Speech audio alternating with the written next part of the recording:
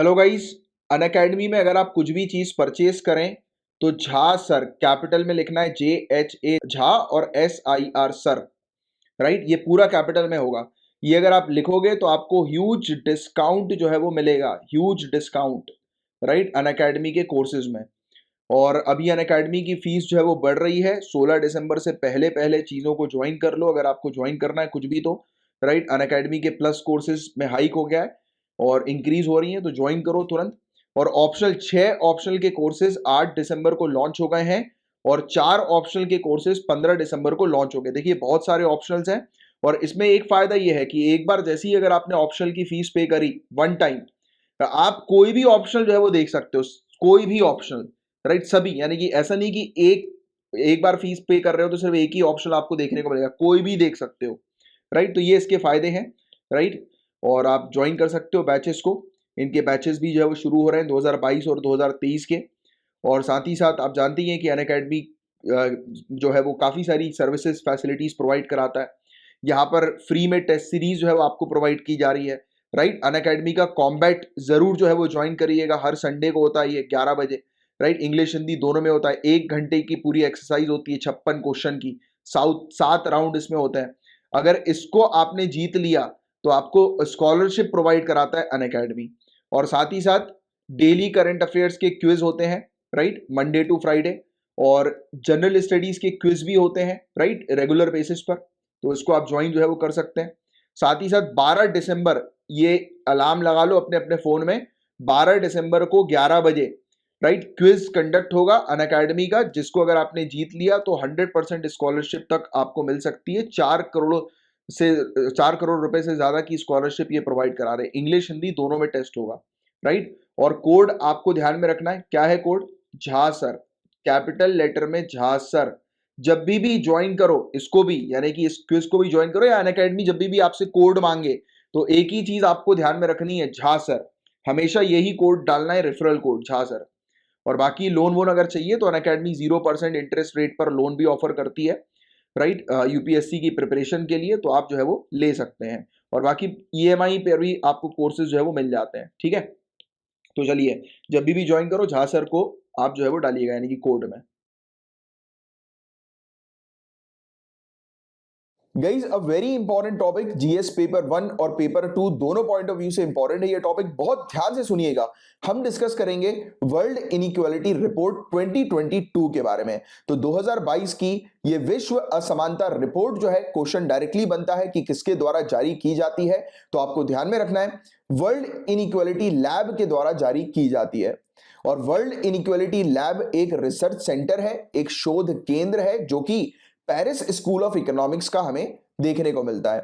और ये जो लेबोरेटरी जो है गाइस, वर्ल्ड इनइक्वालिटी लैब, ये अलग अलग कंट्री के फाइनेंशियल डेटा को स्टडी करती है। किस पर्पस के लिए? अलग अलग कंट्री की वित्तीय डेटा को क्यों इसका अध्ययन करती है?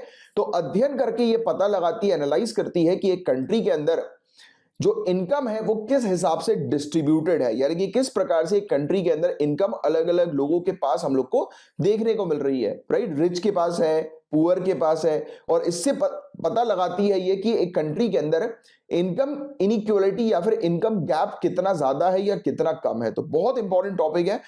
और इस रिपोर्ट का महत्व हम लोग को क्या देखने को मिलता है, सिग्निफिकेंस क्या देखने को मिलता है?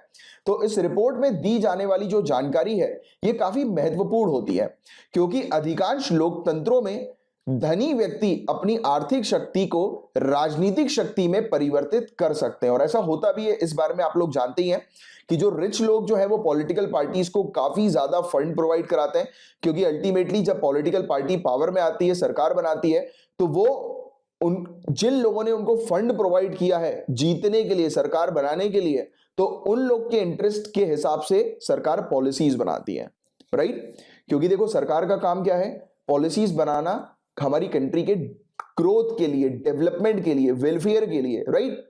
बट कई केसेस में हमें देखने को मिलता है कि अगर पॉलिटिकल पार्टी को जीतने में किसी पर्टिकुलर बिजनेस एंटरप्राइज ने, इंडस्ट्रियलिस्ट ने अगर मदद करी है, तो ऑब्वियस ही बात है कि वो इंडस्ट्रियलिस्ट के इंटरेस्ट को फुलफिल करने के लिए भी गवर्नमेंट पॉलिसीज बनाएंगी, तो ये तो कई बार गलत होगा, है कि नहीं?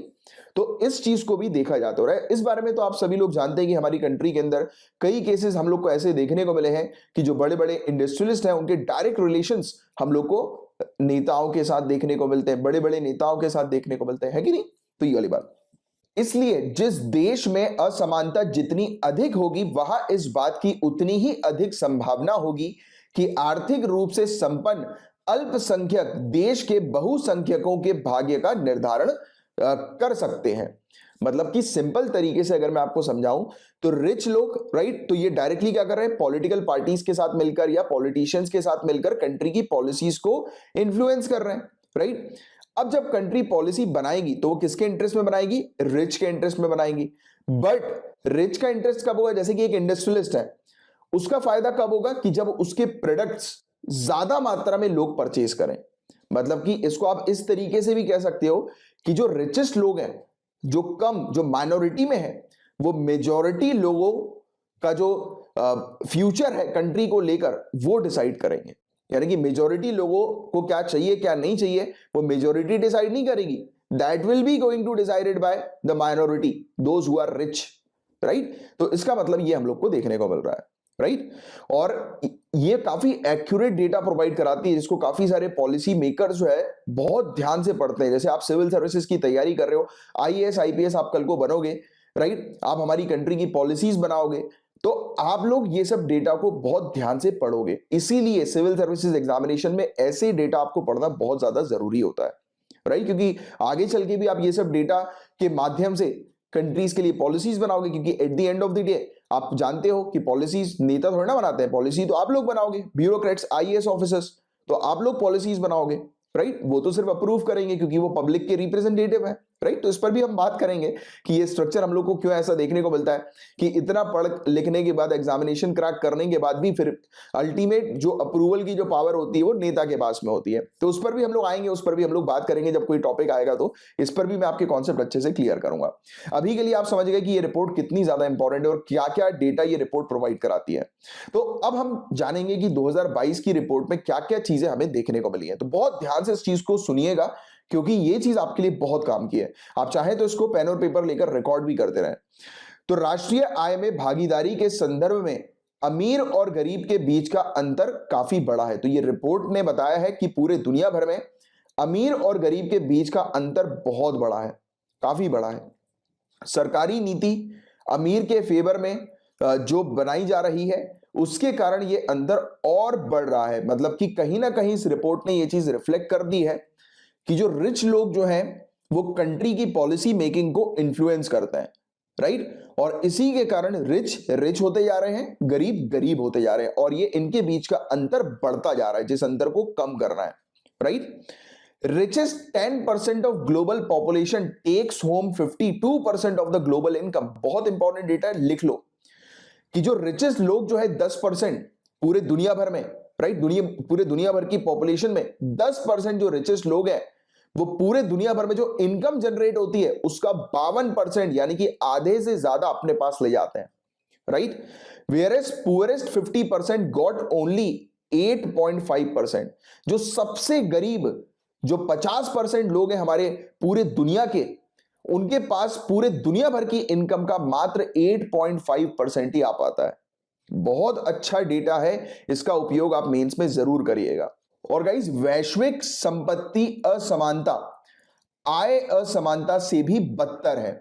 सबसे गरीब 50% आबादी के पास वैश्विक संपत्ति का मात्र 2% है, जबकि सबसे अमीर 10% आबादी के पास कुल संपत्ति का 76% भाग है। बहुत सही चीज बताई है। अब और एक तो ये चीज प्रैक्टिकल भी है। अभी हम लोगों ने क्या चीज समझी कि इनकम इनइक्वालिटी, आय असमानता बहुत ज्यादा है, बट उससे भी ज्यादा है जो संपत्ति असमानता, वेल्थ इनइक्वालिटी। जैसे कि एग्जांपल के तौर पर जो अमीर लोग हैं, आपको पता है कि अमीर का एक बंगला तो होता नहीं है, उसका एक बंगला लंदन में होगा, एक पेरिस में होगा, राइट। और बंगला के हवेलियां उनकी होती हैं, और मालदीव्स में, दुबई में, अलग अलग जगह पे उनकी संपत्तियां होती हैं। तो डेटा हमें यह बता रहा है कि जो सबसे अमीर 10% लोग हैं उनके पास कुल संपत्ति, पूरी ग्लोबल प्रॉपर्टीज जो है, एसेट्स जो है, संपत्ति जो है, वेल्थ जो है, उसका 76% है। अब प्रॉपर्टी में गाइस शेयर भी आता है, राइट, प्रॉपर्टीज भी आती हैं जो नॉर्मल बिल्डिंग्स, हाउसेस वगैरह जो हम लोग को देखने को मिलते हैं, और कोई भी एसेट, मतलब एसेट मतलब संपत्ति, आपके घर के बाहर जो आपकी गाड़ी खड़ी होगी, that is also your asset, your संपत्ति। Getting it? तो ये चीज हम लोग को देखने को मिल रही है।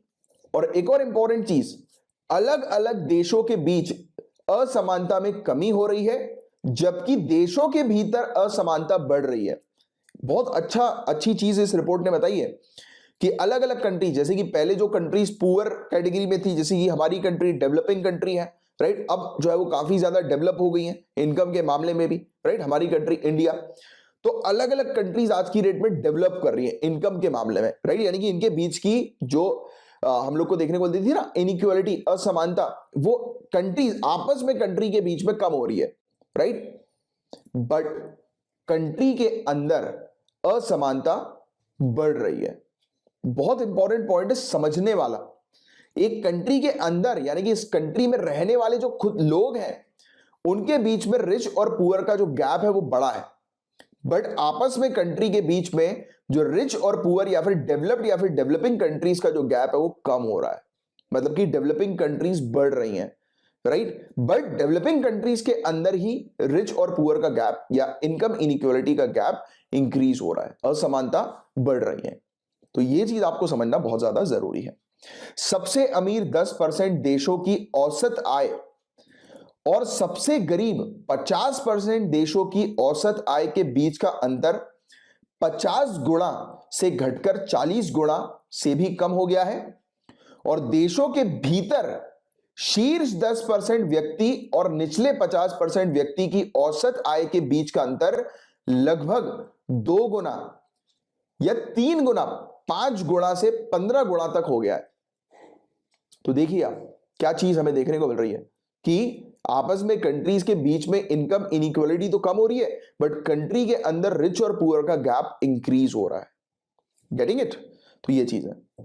देश अमीर होते जा रहे हैं किंतु सरकारें गरीब हो रही है। तो ये एक स्टेटमेंट भी इसके अंदर हमें देखने को मिला कि countries are growing richer but governments are becoming poor. अब ऐसा क्यों? राष्ट्रीय संपत्ति में निजी स्वामित्व वाली संपत्ति का हिस्सा बढ़ रहा है। आपको पता है गाइस कि हमारी कंट्री के अंदर भी हम लोग एग्जांपल से अगर बात करें तो हमारी कंट्री की काफी सारे जो पब्लिक एसेट्स थे अब उनको प्राइवेटाइज किया जा रहा है।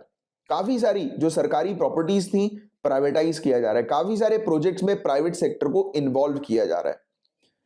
तो क्या चीज हम समझे इससे कि पब्लिक एसेट जो है, पब्लिक संपत्ति जो है वो कम हो रही है और निजी संपत्तियां बढ़ रही हैं। प्राइवेटाइजेशन का रोल बिगर होता जा रहा है, बढ़ता जा रहा है, राइट।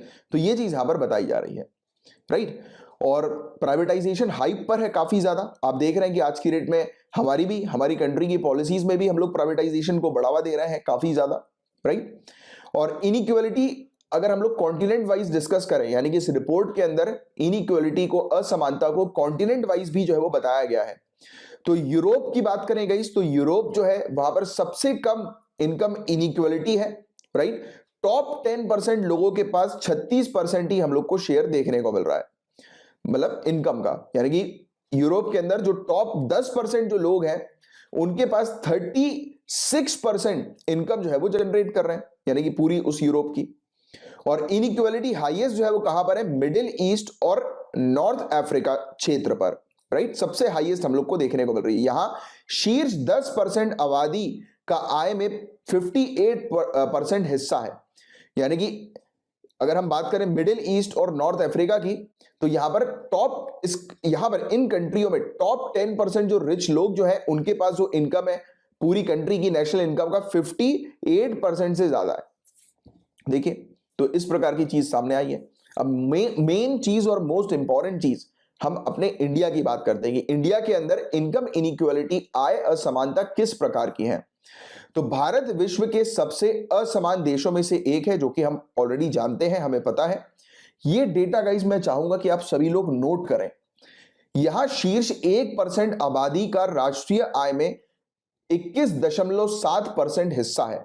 हमारी कंट्री के अंदर टॉप 1% जो लोग हैं उनको हमारी नेशनल इनकम का 21.7% मिल रहा है। टॉप 1% लोग, 20% से ज्यादा हमारी कंट्री की इनकम जो है उनके पास है, टॉप 1% लोगों के पास। आप ये सिंपल शब्दों में ये चीज कह सकते हैं और ये चीज यूज भी किया करो, जैसे डे टू डे लाइफ में फैक्ट्स को याद रखने के लिए बोला करो अपने दोस्त को कि तुझे पता है कि हमारी कंट्री के अंदर जो 1% जो सबसे रिच आदमी है ना, उसके पास हमारी कंट्री की टोटल नेशनल इनकम जो है उसका 20% से ज्यादा हिस्सा है।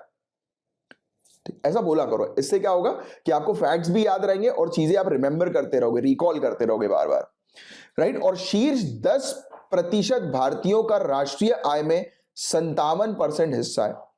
टॉप 10% जो लोग हैं, यानी कि आप ये मान के चलो आसान और सिंपल भाषा में कि हमारी पूरी कंट्री के अंदर जितने लोग इनकम करते हैं, यानी कि टोटल इनकम जो हमारी कंट्री के अंदर जनरेट होती है, उस टोटल इनकम का, जैसे एग्जांपल के तौर पर हमारी पूरी कंट्री के अंदर 100 करोड़ जनरेट हुए, ठीक है, 100 करोड़ इनकम सभी लोगों ने मिलकर कमाई, सभी लोग ने इनकम कमाई, राइट। 100 करोड़ इनकम उन सभी के खाते में है।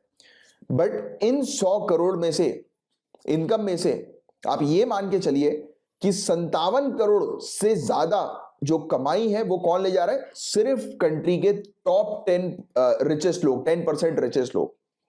या फिर आप ये कह सकते हो हमारी कंट्री के 10% लोगों की जो कमाई है वो हमारी कंट्री की टोटल इनकम की 60% या 57%, आप कहो एग्जैक्टली 57% की कमाई हमें देखने को मिलती है। मतलब वो ले जाते हैं पूरी, यानी कि जो पूरी इनकम जो जनरेट हो रही है कंट्री की, वो 10% लोग जो है वो 57% इनकम जनरेट करते हैं। इस प्रकार से भी आप कह सकते हैं, राइट। तो ये चीज है, इसलिए तो अनएम्प्लॉयमेंट की प्रॉब्लम बहुत ज्यादा हम लोग को देखने को मिल रही है। जो गैप है रिच और पुअर के बीच में, इसलिए भी काफी ज्यादा बढ़ रहा है। अभी उस पर भी हम लोग आएंगे कि ये प्रॉब्लम्स हो क्यों रही हैं, इस पर भी तो एनालिसिस करना बहुत ज्यादा जरूरी है ना। तो ये चीज है, तो ये बहुत इंपॉर्टेंट आंकड़े हैं गाइस। और निचले स्तर की 50% आबादी का मात्र 13% हिस्सा ही हम लोग को देखने को मिलता है, यानी कि इनके पास सिर्फ 13% है नेशनल इनकम का। 50% आबादी निचले स्तर की, और निचले स्तर की 50% आबादी की औसत राष्ट्रीय आय 53,610 रुपए है। और शीर्ष 10% आबादी की आय इससे 20 गुना ज्यादा है, यानी कि 11,66,520 रुपए, 11,66,520 रुपीज हम लोग को देखने को मिल रही है। टॉप 10% जो पॉपुलेशन है उनकी इनकम 20 टाइम ज्यादा है 50% पॉपुलेशन की इनकम से। कहीं एक चीज मैं आप लोग को समझाऊंगा, जैसे कि अभी हम लोगों ने पढ़ा इनकम इनइक्वालिटी के बारे में, और हम सभी जानते हैं कि इंडिया के अंदर गरीबी बहुत ज्यादा है। But let me tell you guys, जैसे कि होंगे अच्छे, आपके पास पैसे होंगे, मैं उम्मीद करता हूँ। नहीं, हमारे पास काफी सारे स्टूडेंट्स ऐसे भी हैं जो गरीब हैं, जो गरीब फैमिली से बिलोंग करते हैं। तो बिल गेट्स का एक बहुत ही बढ़िया सा कोट मैं आपको बताता हूं, if you are born poor it's not your mistake, but if you die poor it is your mistake. अगर आप गरीब पैदा हुए हो तो इसमें आपकी कोई गलती नहीं है, बट अगर आप गरीब मरोगे तो it is only your fault, क्योंकि आपने कुछ नहीं किया। लोग देखिए यार, कितने नीचे स्थल से जो है वो लोग क्या कुछ नहीं कर जाते हैं यार, क्या कुछ नहीं कर जाते हैं। और आपको कोई अमीर बनने की जरूरत नहीं, आपको सिर्फ सिविल सर्विसेज का एग्जाम क्रैक करना है, अपने आप पैसा आपके हाथ में चल के आएगा। जॉब पे ही ऑलरेडी आपकी 1-1.5 लाख रुपए तो इनकम होगी यार। मतलब कुछ समय के बाद स्टार्टिंग जो होगी वो 50,000 समवेयर से तो चालू ही होगी। और वो छोड़ो, पर्क्स तो इतने मिलते हैं कि जिसकी कोई हद नहीं, आपको कोई परेशान होने की जरूरत नहीं है। अगर आपको तो सिर्फ मन लगा के पढ़ाई करना है यार, उसके अलावा और कुछ नहीं करना। एक चीज ये मेरी बात मान लो। और दूसरी बात, अगर आप नहीं चाहते हो कि आपके पेरेंट्स, आपके फैमिली मेंबर किसी डॉक्टर की क्लिनिक के बाहर लाइन लगा के बैठे रहे, तो इस एग्जाम की तैयारी करो, टाइम वेस्ट मत करो। आपको नहीं पता है क्या चीज आपको मिलेगी इस एग्जाम को क्रैक करने के बाद। शाहरुख खान कितना अमीर आदमी है, आप जानते हो ना। उसका लड़का आर्यन खान, उसको उठाकर बंद कर दिया था। और किस केस में? वो उसके पास मेरे ख्याल से वो पुड़िया भी जो है कोकीन की नहीं मिली थी, उस केस में उसको बंद कर दिया था, राइट। क्यों? क्योंकि उसके पास ब्यूरोक्रेसी की पावर नहीं है। पैसा तो है, पैसा तो कोई भी कमा लेगा, but guys you are preparing for civil services, bureaucrat बनोगे आप, एक पावर आपके हाथ में होगी। ये गेम अलग है, तो इस गेम के लिए तरीके से तैयारी करो, बिल्कुल टाइम वेस्ट किए बिना। ठीक है, चलो, तैयारी जो है वो तगड़ी होनी चाहिए। और ये रही बात अमीर और गरीब की, तो पैसा तो आप खूब बनाओगे, उसमें मुझे पता है। बट ये चीज हमेशा ध्यान में रखना कि गरीब पैदा हुआ है तो आपकी गलती नहीं है, बट अमीर नहीं बनोगे तो आपकी गलती है, ये मान के चलो मेरी, राइट। चलो दम से मेहनत करो, पैसा तो कमाओगे सभी लोग। तो भारत में असमानता 1947 से पहले और बाद में क्या थी, इस चीज का भी एनालिसिस हम लोग करेंगे इस रिपोर्ट के अकॉर्डिंग। तो भारत में वर्तमान आय असमानता ब्रिटिश शासन काल के मुकाबले बदतर है। आज की डेट में जो इनकम इनइक्वालिटी जो इंडिया के अंदर है वो बदतर है। पहले फिर भी ठीक थी, पहले फिर भी अच्छी थी।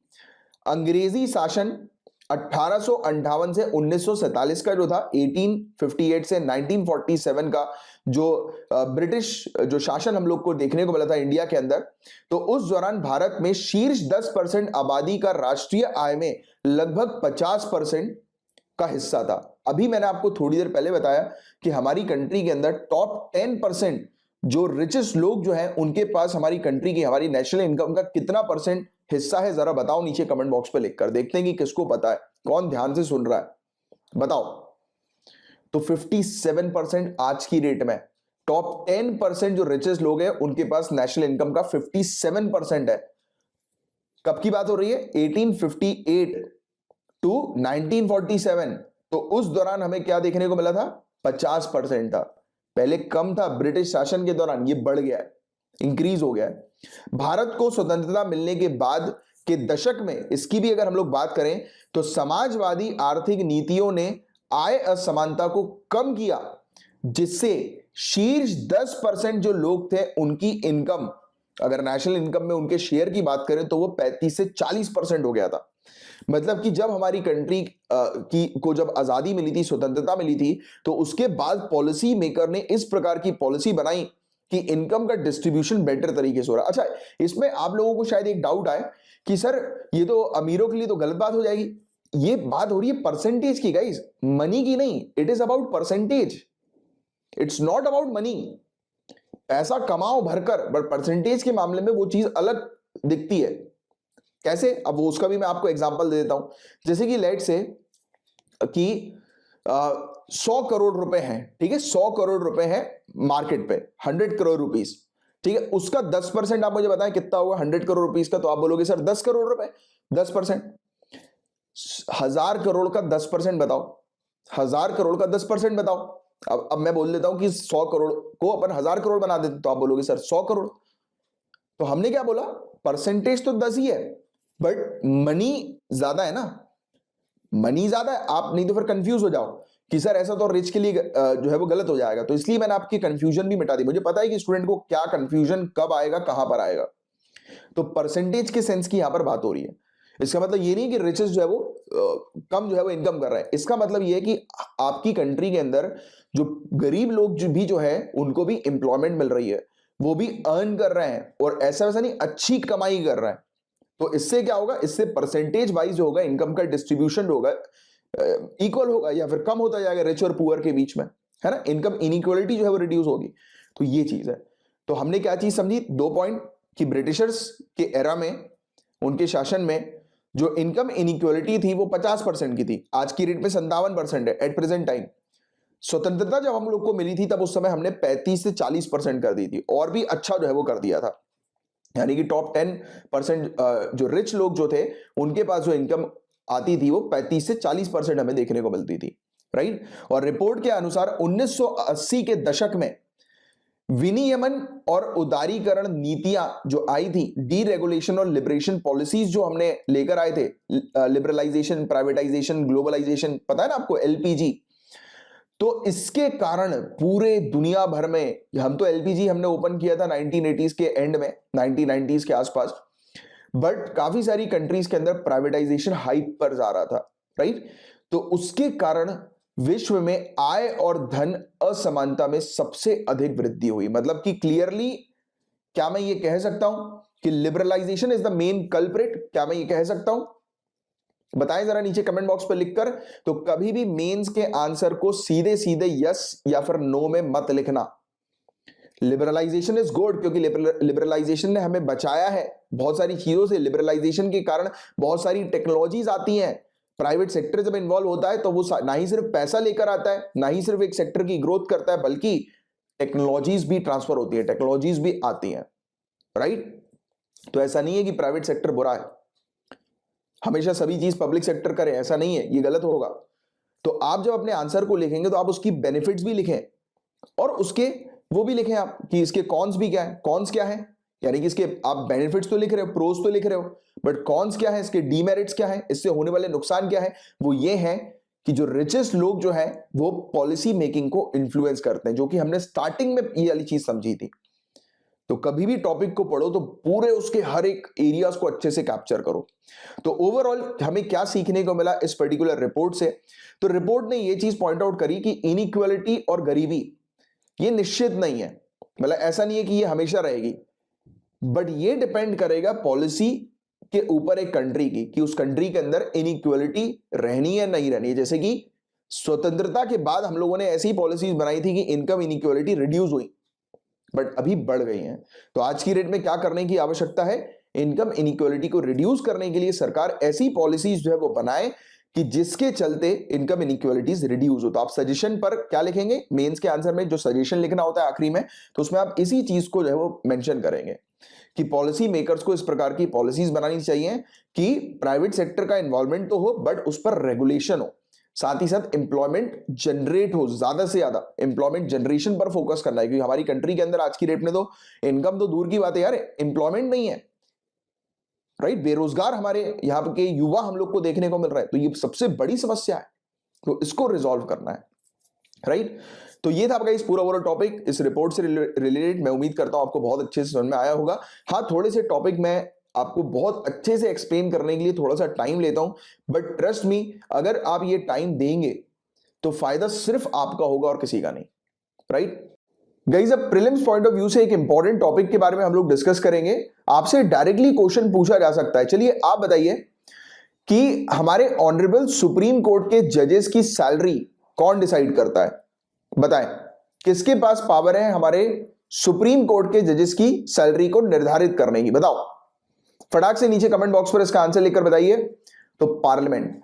पार्लियामेंट एक कानून के तहत ऑनरेबल सुप्रीम कोर्ट के जजेस की सैलरी निर्धारित करती है। तो ये पॉइंट आपको ध्यान में रखना है। और अभी जो कानून है वो कौन सा है? सुप्रीम कोर्ट जजेस salaries and conditions of service act 1958। Supreme court जज वेतन एवं सेवा शर्तें अधिनियम 1958। तो ये कानून है जिस कानून के तहत ऑनरेबल सुप्रीम कोर्ट के जजेस की सैलरी पार्लियामेंट निर्धारित करती है। अच्छा, मैं एक स्टेटमेंट दे रहा हूं, बताइए कि दोनों स्टेटमेंट में से कौन सा स्टेटमेंट करेक्ट है, राइट? पार्लियामेंट निर्धारित करती है ऑनरेबल सुप्रीम कोर्ट के जजेस की सैलरी, पहला स्टेटमेंट। दूसरा स्टेटमेंट, पार्लियामेंट निर्धारित करती है हाई कोर्ट के जजेस की सैलरी। बताओ, फटाक से बताओ। दोनों ही स्टेटमेंट करेक्ट है। पार्लियामेंट ऑनरेबल सुप्रीम कोर्ट के जजेस की सैलरी भी निर्धारित करती है और या रेगुलेट करती है, और साथ ही साथ हाई कोर्ट के जजेस की सैलरीज भी रेगुलेट करने की पावर जो है वो पार्लियामेंट के पास है। तो ये दोनों पॉइंट बहुत अच्छे से ध्यान में रखना, प्रीलिम्स में इससे रिलेटेड डायरेक्ट क्वेश्चन पूछा जा सकता है। और अभी ये टॉपिक हम लोग इसलिए कवर कर रहे हैं क्योंकि न्यूज में हमें देखने को मिला है high court and supreme court जजेस salaries and conditions of service amendment bill 2021। तो अभी एक संशोधन हम लोग को देखने को मिल रहा है, लोकसभा के द्वारा ये पास किया गया है, ये इसी से रिलेटेड है, बट इसमें कोई ज्यादा मेजर चेंजेस ये नहीं कर रहा है। इसमें एक्चुअली में ये क्लैरिफाई कर रहा है। मैं आपको थोड़ा सा एक बेसिक सी डिटेल बता देता हूं, हालांकि दैट इज नॉट इंपॉर्टेंट, वो चीज एग्जाम में नहीं पूछी जाएगी। जो चीज पूछी जाएगी वो ऑलरेडी मैंने आपको बता दी है। इसमें हुआ यह है कि एक छोटा सा एक्सप्लेनेशनरी नोट जो है ये ऐड कर रहे हैं बिल के अंदर, विधेयक के अंदर, जिसमें ये एक्सप्लेन कर रहे हैं प्रोसेस को कि किस प्रकार से जब जजेस का जब रिटायरमेंट हो जाता है, जब जजेस रिटायर हो जाते हैं, तो एक प्रोविजन है एडिशनल क्वांटम ऑफ पेंशन का, यानी कि जजेस को एक्स्ट्रा पेंशन जो है वो मिलती है एक पर्टिकुलर पीरियड ऑफ टाइम के बाद। मतलब जजेस एक पर्टिकुलर एज पर आते हैं, जैसे कि मैं आपको एग्जांपल के तौर पर बताता हूं, और ये है भी कि जैसे एक जज 80 साल की उम्र कंप्लीट कर लेते हैं तो उनको उनकी पेंशन में बोनस मिलता है, यानी कि उनको और पेंशन जो है वो मिलती है, यानी कि पेंशन जो फिक्स रहती है तो उसमें और एडिशनल पेंशन जो है उनको मिलना शुरू हो जाती है जैसे वो 80 साल की उम्र कंप्लीट करते हैं। फिर 5 साल बाद 85 के बाद और उनको पेंशन मिलती है, 90 के बाद और मिलती है, और 95 के बाद और 100 के बाद और मिलती है, राइट? तो ये प्रोविजन है, राइट, एक प्रकार से कि एडिशनल क्वांटम ऑफ पेंशन का। तो आप तो सिंपल से ये चीज ध्यान में रखिए कि जजेस जब रिटायर होते हैं हाई कोर्ट और ऑनरेबल सुप्रीम कोर्ट के, तो एक पर्टिकुलर एज के बाद उनकी पेंशन इंक्रीज होती है, जिसे एडिशनल क्वांटम ऑफ पेंशन हम लोग कहते हैं, राइट। जैसे कि 80 साल, 85 साल, 90, 95 और 100। तो इस पीरियड में पेंशन इंक्रीज होती है। तो इस बिल के अंदर अभी जो हम देख रहे हैं ना कि एक अमेंडमेंट जो है वो लाया गया, संशोधन जो लाया गया, इसमें सिर्फ ये एक्सप्लेन कर रहे हैं प्रोसेस को कि किस प्रकार से ये ऐड हो रही है, यानी कि किस पर्टिकुलर एज में ऐड हो रही है और एज को कैसे काउंट करना है, दैट्स इट। और कुछ नहीं है इसके अंदर, राइट। तो ये सिंपल सी चीज जो बस आप थोड़ी सी ध्यान में रखिएगा। और सैलरीज जो ऑनरेबल सुप्रीम कोर्ट के जजेस को प्रोवाइड की जाती थी पहले, तो वो आर्टिकल 125 क्लॉज 1 जो हमारे इंडियन कॉन्स्टिट्यूशन का है और सेकंड शेड्यूल जो है उसमें निर्धारित था। फिर 54th कॉन्स्टिट्यूशनल अमेंडमेंट एक्ट लाया गया, जिसमें पावर दे दी गई पार्लियामेंट को कि पार्लियामेंट जो है वो निर्धारित कर सकती है ऑनरेबल सुप्रीम कोर्ट के जजेस की सैलरी, बट वो सिर्फ एक कानून के तहत ही निर्धारित कर सकती है। तो ये पॉइंट आप ध्यान में रखिएगा। तो पार्लियामेंट के पास अथॉरिटी है कि जितने भी क्वेश्चंस होते हैं, इवन ना ही सिर्फ सैलरी से रिलेटेड बल्कि जजेस के प्रिविलेजेस वगैरह जो हम लोग को देखने को मिलते हैं, विशेष अधिकार जो हमें देखने को मिलते हैं, जो उनके अलाउंसेस जो होते हैं, भत्ते जो होते हैं, तो उनसे रिलेटेड भी डिसीजन लेने की जो अथॉरिटी है या ये सब चीजें जो पर्क्स वगैरह जो जजेस को प्रोवाइड किए जाते हैं, तो उसके बारे में भी पार्लियामेंट के पास अथॉरिटी है ये डिसाइड करने की, राइट। क्लियर है यहां तक बातें आप लोगों को। और इसमें एक और चीज, ये बहुत इंपॉर्टेंट पॉइंट है जो आप ध्यान में रखिएगा। एक बार जज के अपॉइंटमेंट के बाद जो डिसाइडेड जो सैलरी उसको मिलनी है, जो डिसाइडेड जो पर्क्स उनको मिलने हैं, राइट, तो वो चेंज नहीं किया जा सकता। अगर उसको चेंज करना है तो उनके अपॉइंटमेंट से पहले कर दो, उनके अपॉइंटमेंट के बाद ये सब चीजें चेंज नहीं की जा सकती, राइट। तो ये चीज है जिसके बारे में एक आपको बस जनरल सा आइडिया होना चाहिए। और ये था पूरा ओवरऑल टॉपिक। मैं उम्मीद करता हूं बहुत अच्छे से ये टॉपिक आपको समझ में आ गया होगा। Guys, now we will discuss about Poshan Abhiyan, a very important topic, पोषण अभियान, राइट। नाम से ही हम लोग को समझ में आ रहा है कि हमारी कंट्री के अंदर जो कुपोषण की जो प्रॉब्लम हम लोग को देखने को मिल रही है, माल न्यूट्रिशन की जो प्रॉब्लम हमें देखने को मिल रही है, उसको रिजॉल्व करने के लिए पोषण अभियान लाया गया कि हमारी कंट्री के अंदर स्पेशली फोकस किया जा रहा है बच्चों के ऊपर, प्रेग्नेंट महिलाओं के ऊपर, लैक्टिंग महिलाओं के ऊपर, जो महिला छोटे बेबी को फीड करती हैं, उनको टारगेट किया जा रहा है कि उन तक प्रॉपर न्यूट्रिशन जो है वो प्रोवाइड किया जाए, यानी कि उन तक प्रॉपर न्यूट्रिशन की पहुंच हो, एक्सेस हो प्रॉपर न्यूट्रिशन की, राइट, कि जिससे कि ये सब जो प्रॉब्लम है, इवन एनीमिया की जो प्रॉब्लम हम लोग को देखने को मिलती है, तो वो भी रिड्यूस हो हमारी कंट्री से, राइट। तो ये पोषण अभियान इस पर फोकस करता है। अभी इस पर हम लोग डिटेल में बात करेंगे, बट बिफोर स्टार्टिंग मैं आपको बता देता हूं कि ये टॉपिक न्यूज में हमें क्यों देखने को मिला है।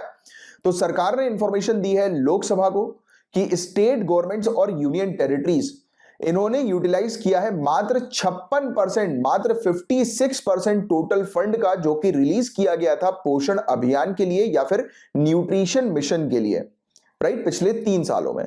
तो पिछले 3 सालों में स्टेट्स ने काफी कम अमाउंट जो है वो खर्च किया है या यूटिलाइज किया है पोषण अभियान के लिए। टोटल अमाउंट 5312 करोड़ रुपीस जो है वो प्रोवाइड किया गया था, राइट, यानी कि सेंटर के द्वारा डिसबर्स किया गया था स्टेट्स को, यूनियन टेरिटरीज को।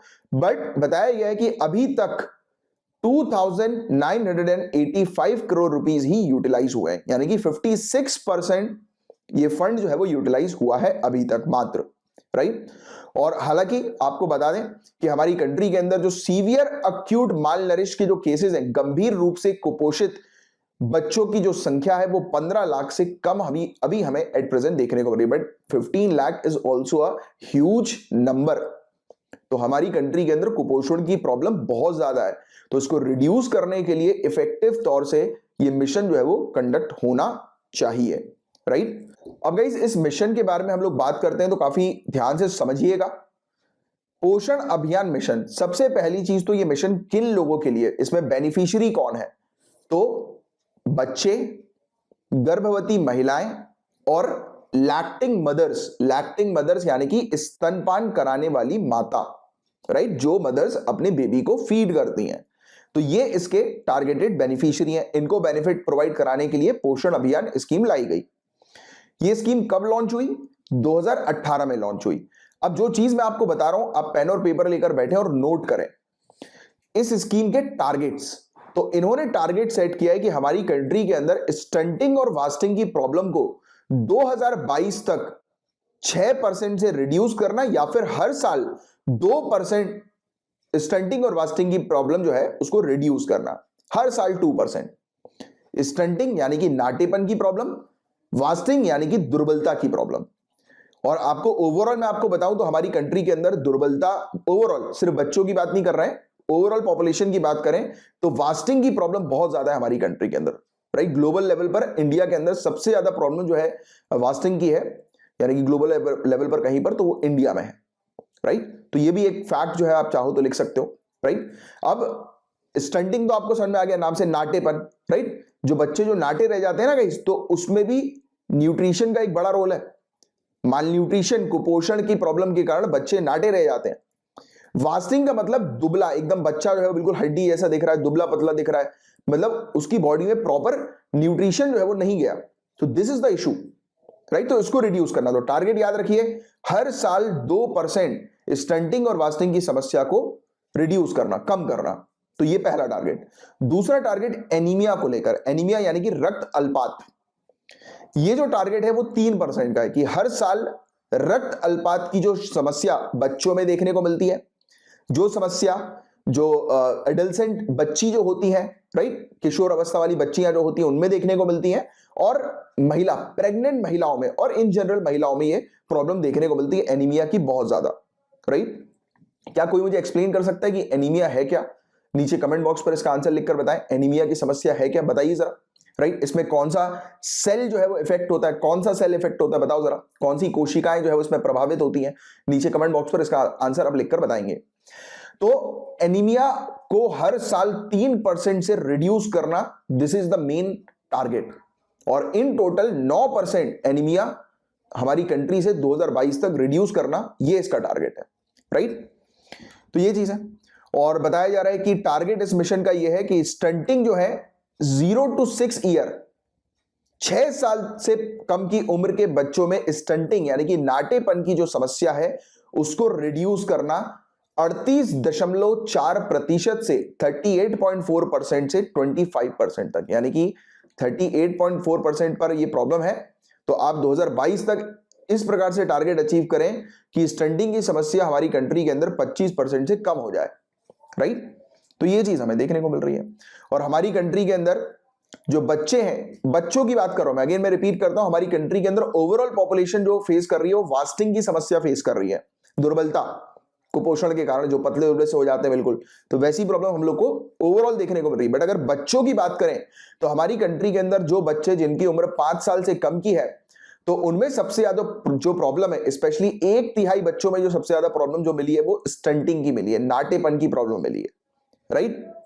और 40% जो बच्चे हैं 1 से 4 साल की उम्र के, तो उनमें एनीमिया की प्रॉब्लम मिली है, यानी कि रक्त अल्पात की प्रॉब्लम मिली है, राइट। और 50% से भी ज्यादा प्रेग्नेंट महिलाएं और दूसरी महिलाएं, इनमें भी रक्त अल्पात की समस्या रिकॉर्ड की गई है, राइट। और ये सब आंकड़े हमें मिले नेशनल फैमिली हेल्थ सर्वे 4 के तहत, ठीक है। तो ये वाली चीज भी आपको थोड़ी सी ध्यान में रखनी है, राइट, जो कि रिलीज हुई थी ये नेशनल फैमिली हेल्थ सर्वे 4 2016 में, राइट।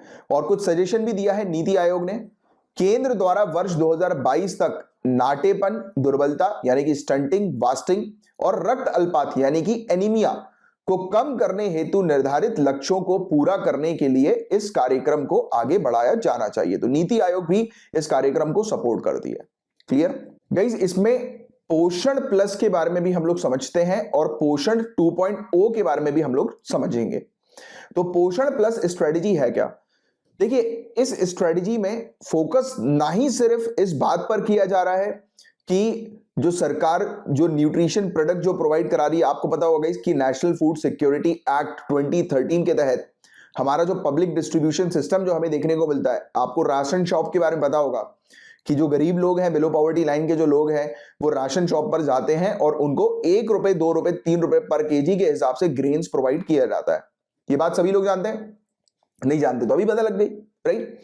तो सभी को ये ग्रेन जो है वो प्रोवाइड किए जाते हैं, है ना। तो ये डिस्ट्रीब्यूशन सिस्टम है। तो ये जो पोषण अभियान है, ये न्यूट्रिशन मिशन जो है वो सिर्फ इस बात पर फोकस नहीं करता है कि गवर्नमेंट जो इनिशिएटिव जो ले रही है, यानी कि गवर्नमेंट के जो पब्लिक डिस्ट्रीब्यूशन सिस्टम के माध्यम से जो राशन जो प्रोवाइड करा रही है, तो वो राशन बेनिफिशियरी तक पहुंच रहा है कि नहीं पहुंच रहा, सिर्फ इस पर फोकस नहीं किया जाता, बल्कि कुछ सोशल डिटर्मिनेंट्स भी हम लोग को देखने को मिलते हैं। देखिए गाइस, समाज में आप इस बात से सहमत होंगे कि आज भी जाति व्यवस्था है। मैं ये नहीं कह रहा कि बहुत ज्यादा है, कम हुई है, आप जैसे लोग जो समझदार हैं उनकी वजह से कम हुई है, बट काफी सारे ऐसे लोग हैं। मैं इसमें एजुकेशन की बात नहीं करूंगा क्योंकि मुझे पता है कि एजुकेशन का भी इसमें कोई रोल नहीं है।